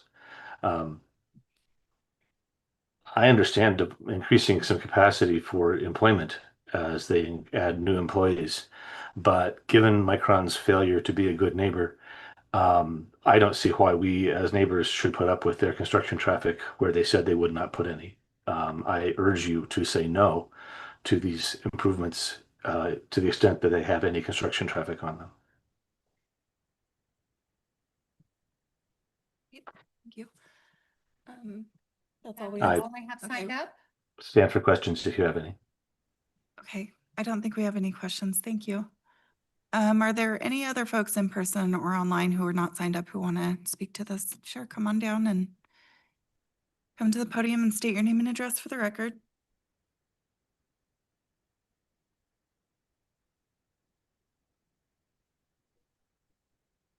Hi, I'm Peyton Coulter, 7937 South Brundage. I'm the homeowner and still very nervous. I apologize.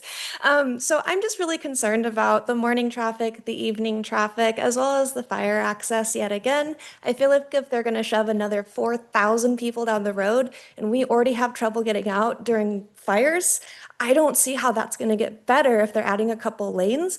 I know for a fact that all that Micron traffic is already causing accidents, is already causing issues. So adding a light on one hand would be great. On the other hand, I could see it greatly impacting the amount of time it takes me to get to work or to get to my kids to school or to get home from that. And so I really implore you guys to look at what they've done on Federal Way and Memory Lane, as there has been no improvements. The traffic takes about an hour to get from the freeway entrance to the construction site. So if they're doing anything like what they've done on Federal and Memory, I don't think we should stand for this because I do think that they're being negligent and poor neighbors. Thank you. Anybody else who would like to comment on this? Yes, my name is Kathy Bean. May I speak? Yep, go ahead, Kathy.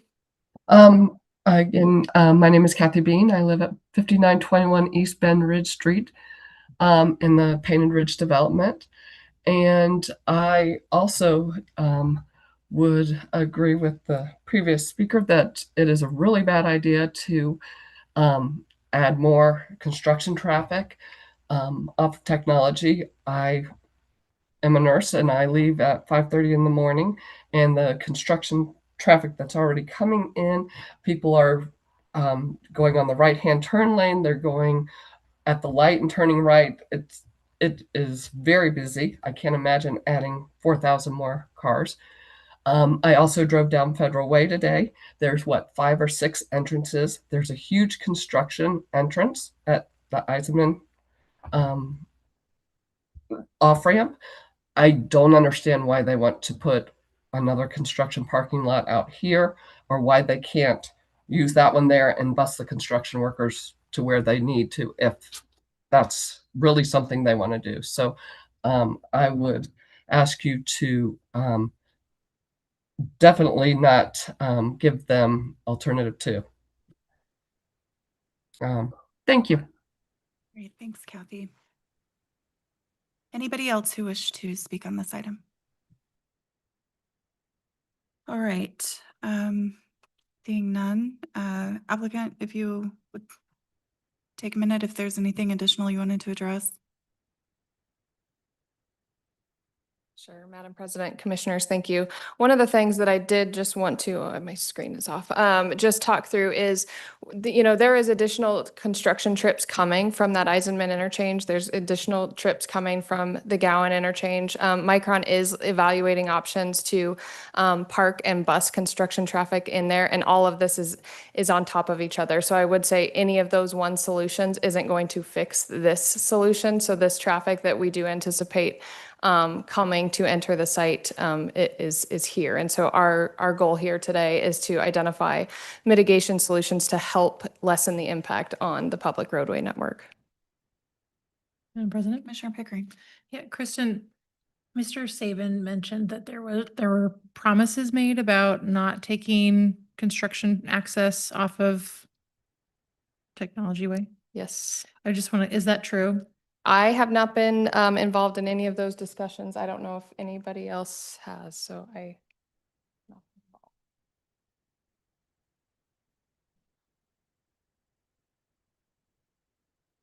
I can answer that for the team then. Madam President, Commissioner Pickering, those present aren't aware of that particular promise. I do know in the original plans, though, there has been always an expectation to have the bulk of our traffic directed to the south, and that is still happening. And so that has always been the intention to have both between active employee trips because of the location of the administration building and the parking areas, that was directed to Federal Way to focus transportation impacts onto those larger roadways and off of Technology in Columbia. And we also have developed the larger construction access down there.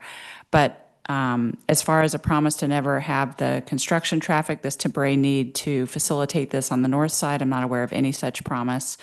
I know that part of this has evolved as well with the expansion as this has happened. And as Kristen mentioned, there are multiple solutions that are being looked at, and each one of these is required to meet the needs. The southern construction access will be at capacity.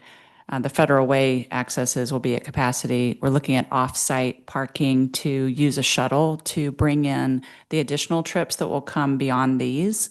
And that's underway to try to make that happen as quickly as possible.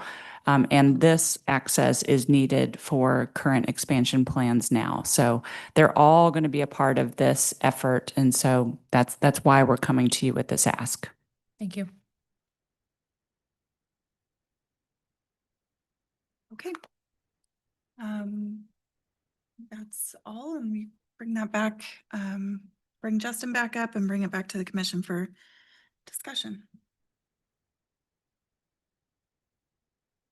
Madam President, members of the commission, glad to take any additional questions you may have. As a point of clarification, ACHD has historically weighed in on construction traffic and access through Technology in Columbia. We sent a letter to the city of Boise December 5th, 2022, associated with a traffic impact study and the original kind of annexation and request associated with the fabrication facility. In that letter from our development services group, we had some recommendations to the city at that time, and I still think they apply now, which is number 4 in our recommendations was that construction traffic on Technology Way and Columbia Road should be limited to the extent possible due to neighborhood safety concerns. So that's been staff's consistent position. That is our position tonight. We understand the dynamic nature of this specific project. We understand that due to access needs, sometimes compromises have to be made, but we stand with our original recommendation of alternative 1, which essentially denies those additional construction trips taking access off of that existing driveway shown as number 3. I'm glad to take any further questions you may have. Justin, Commissioner Coulthard. Yes, Justin, you heard Mr. Hess give his testimony about basically being shut out of any new development down Columbia, with or without this, I guess. Has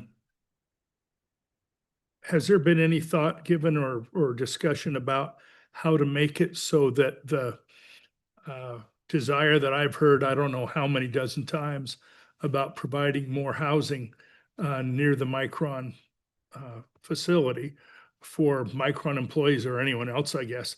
If we can't give that permission for those developments right there close by. I mean, what did you think about his testimony and how can that be mitigated? Madam President, Commissioner Goldthorpe, I think it's likely that Mr. Hess is correct, that if he's coming in and asking ACHD staff about a piece of property on that part of Columbia Road, it wouldn't surprise me if staff said it's unlikely that you're going to receive staff level approval associated with any further trips along that roadway due to the policy before you. I don't know if I can't recall if Mr. Hess has ever tried to bring this policy all the way to the commission, and maybe he thought the likelihood was low that it would be approved by the commission. So I don't know that. The policy is interesting. You know, it's I think partially a traffic related policy, but as it's stated, there's also I think you know, some reference to fire department safety and other things like that. So it's one of those policies that it's written specifically for situations like this where there's a request that exceeds on a unique arterial road like Columbia. We actually don't have a lot of arterial roads like this that dead end. It's very uncommon in our arterial gridded network that we have, and we're fortunate to have in this county. Most arterial roads, you know, go for quite a ways and intersect other arterial roads, and you have a pretty robust gridded mile network. In this specific area, that does not exist, and you have Columbia Road, which extends for a few miles and then dead ends. And there's, as of right now, even based on our last conversation, there's no short-term plan other than what has been proposed by Micron related to secondary fire access that seems to be available at this time. And so we'll have to see how all that plays out related to what they're able to accomplish and with secondary fire access, which could be considered by the commission in a future request from a developer down Columbia Road. I'll give you a hypothetical. I don't love to do that, but if secondary fire access non-public street was somehow constructed and connected to Columbia Road and accessible by these residents in the case of an emergency, would that have an impact on the commission's future discussion of this policy as it relates to another development? Certainly it could. I think that's something that staff would certainly bring forward. It would be a relevant fact in your deliberations. Thank you. Well, just a short follow-up. I'm sure that this commission or any future commission would really be interested in helping to solve the congestion problem that will continue to occur around Micron with the people who, you know, live lots of distance away and they all want to congregate there on the interstate and the exits at the same time. The more people we can help inspire to live closer to work, the better we are. Yep. Any other questions for Justin? You know, and I, just for the commission's consideration, I have a thought, and it's something that just came to me. In a situation like this with an approval, I do believe there may be a conditional opportunity if there was a secondary fire access that was, if the commission wanted to somehow connect that to this driveway approval, I think that's something that the commission could consider. I'm not making that recommendation necessarily. I just thought of it as something interesting that you could consider. The applicant may want to speak to that idea if they're amenable to it or not. But I could see that it could have an impact on your decision related to access alternative to and granting the construction access if there was secondary fire access or secondary access available to the neighborhood out there. And there seems to be some nexus there for you to consider. Thanks, Justin. Just to clarify, maybe Justin, I might have a follow-up question for you there. Just to clarify, you're thinking that opportunity might exist in relation to the second alternative? Madam President, members of the commission, alternative one is a relatively clean denial of the construction access at the driveway serving those buildings. Alternative two is an attempt by staff to mitigate as much as we possibly can the impacts of those additional trips. But that alternative two would require your findings of fact associated with your modification to the policy. I think an addition to alternative two that was not contemplated by staff when we wrote the staff report would be potentially conditioning some kind of secondary access for fire purposes. This would not be public street. This would potentially be secondary access for fire purposes somewhere between through Micron's property in some way that would allow for, if needed, the free flow of individuals seeking to evacuate that area through the Micron campus as an alternative to Technology Way. So that's what I was kind of getting at there. I hate to throw that out just off the top of my head, but it seems relevant to your conversation tonight. Madam President, Justin, before you go, could we go back to the alternative one slide? Let's see here. There you go. Okay. Thank you. I just want to have that for reference.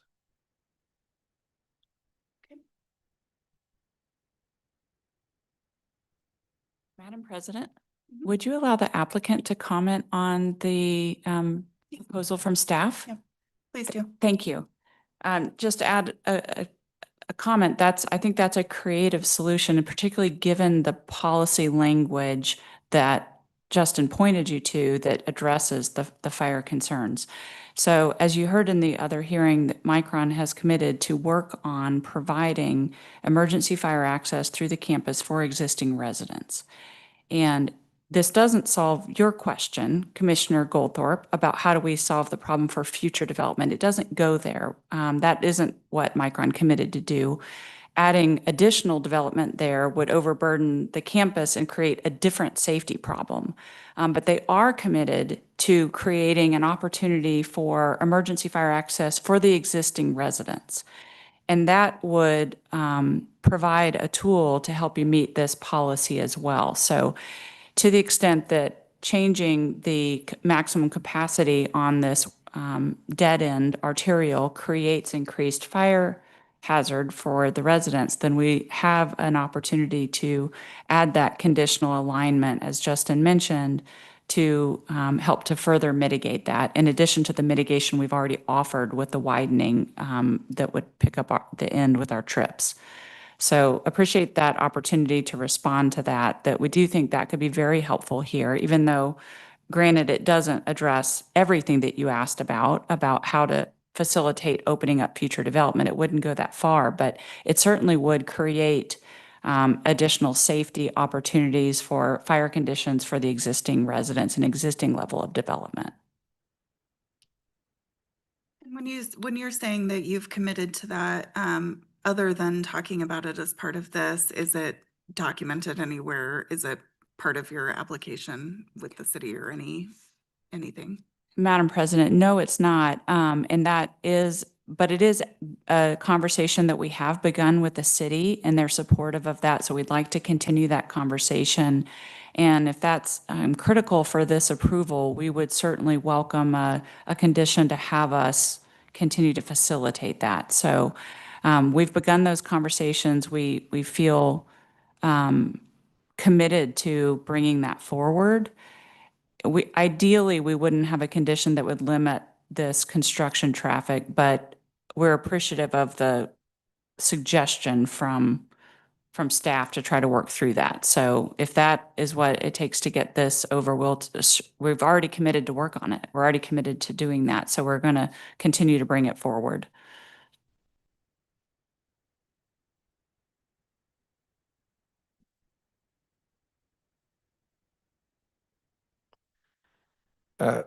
Madam President, members of the commission, just some additional thoughts for your consideration. Staff is not changing its recommendation to you. Our recommendation is alternative one. I just want to make that clear. The discussion of an additional condition related to alternative two, ultimately that's over to you for consideration. A few points on that I want to be clear about. I believe in staff's recommendation would be, if you are to go in that direction, that we make it very clear that the secondary access related to through the Micron campus, which would be a private access, not a public street, secondary access related to any potential evacuation route or whatever it may be, emergency only access would be, constructed and open with the driveway that you're allowing on that you would potentially be allowing the construction traffic to access. So it's not an aspirational idea. You would be tying it directly to the opening of that driveway for construction traffic. The other thing I want to make clear is that I don't believe the addition of this secondary emergency access only would relieve any future developer's need to come before you to seek a modification of policy associated with arterial access points. Our policy, as stated, it's pretty clear. It doesn't allow for this potential secondary emergency access to automatically relieve that policy. This is a condition you're putting on a specific development. Could a future developer make the case that they should be able to rely on that? Maybe, but I just want to be clear that you're not automatically, in my opinion, approving any future modification of policy. It's situational in this context. So, any other questions? I'll get out of your way here. Like it. Madam President? Commissioner McKinney. Just by way of kind of my conclusory comments here, I think looking at the degree to which traffic would be increased and the degree to which we blow past the policy limits, I really don't see a way that I could agree to the applicant's full request. And so I would be in favor of alternative one that the staff is recommending. So I would make a motion that we approve the signal at Circuit Lane and deny the construction access on Columbia Road with the conditions presented under alternative one. Second. Great, there's a motion and a second. Any discussion?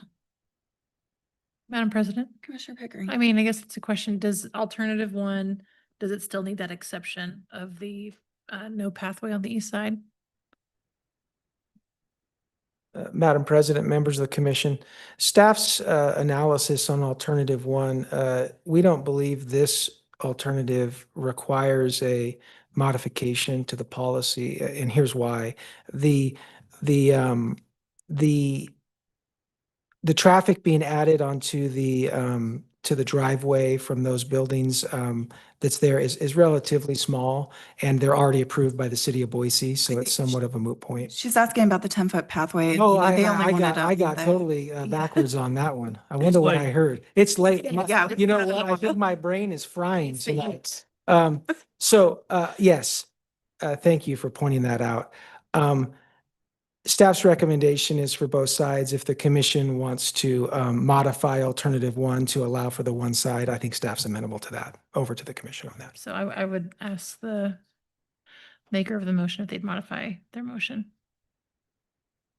You're asking to modify the motion to, let's see. The applicant had talked about Right. having the multi-use path only on the west side. Yep. So the condition to construct a 10-foot wide detached multi-use path or paved shoulder on the west side only of Technology Way. Yeah, I'll accept that. In a second. Agrees. Yeah, that's fine. Madam President? Commissioner Pickering. Thanks, you two, for accepting the adjustment.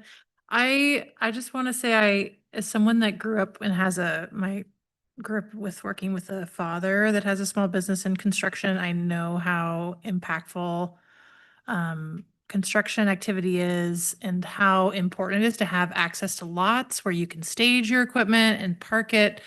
And I understand too the different elements that you're all trying to balance in different access points to accommodate the different expansions. So I see the pain points and you guys trying to find a solution. So I just want to recognize that. And I could see why you're like, hey, we just have this parking lot. Can we just have access to it so we can stage folks and park them so that they have closer access to where we're actually doing some of that work? So I see the rationale. I understand it.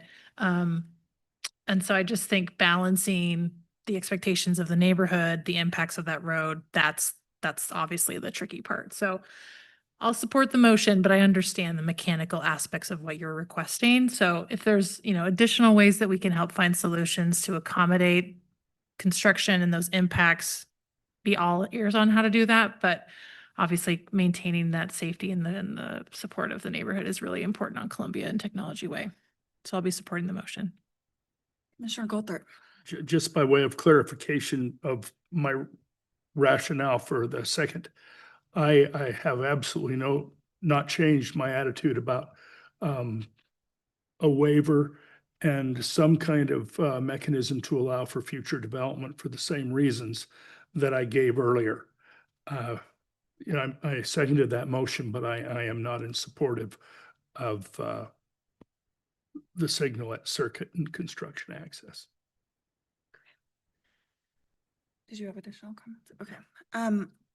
I'm sensitive to the scale and intensity and dynamic nature of this project and understand the reasoning and desire for this access. I am deeply concerned with a waiver to our policy to that extent and maintaining safety and mitigating neighborhood impact to the degree that we can. And so I'll be in support of the motion as well. All right, with that, all those in favor? Aye. Aye. Aye. Any opposed? Yes, nay. Okay. Motion carries. That moves us to discussion items and public communications. Is there anybody in person or online who wish to address the commission on any other issue? Okay, seeing none, the meeting is adjourned.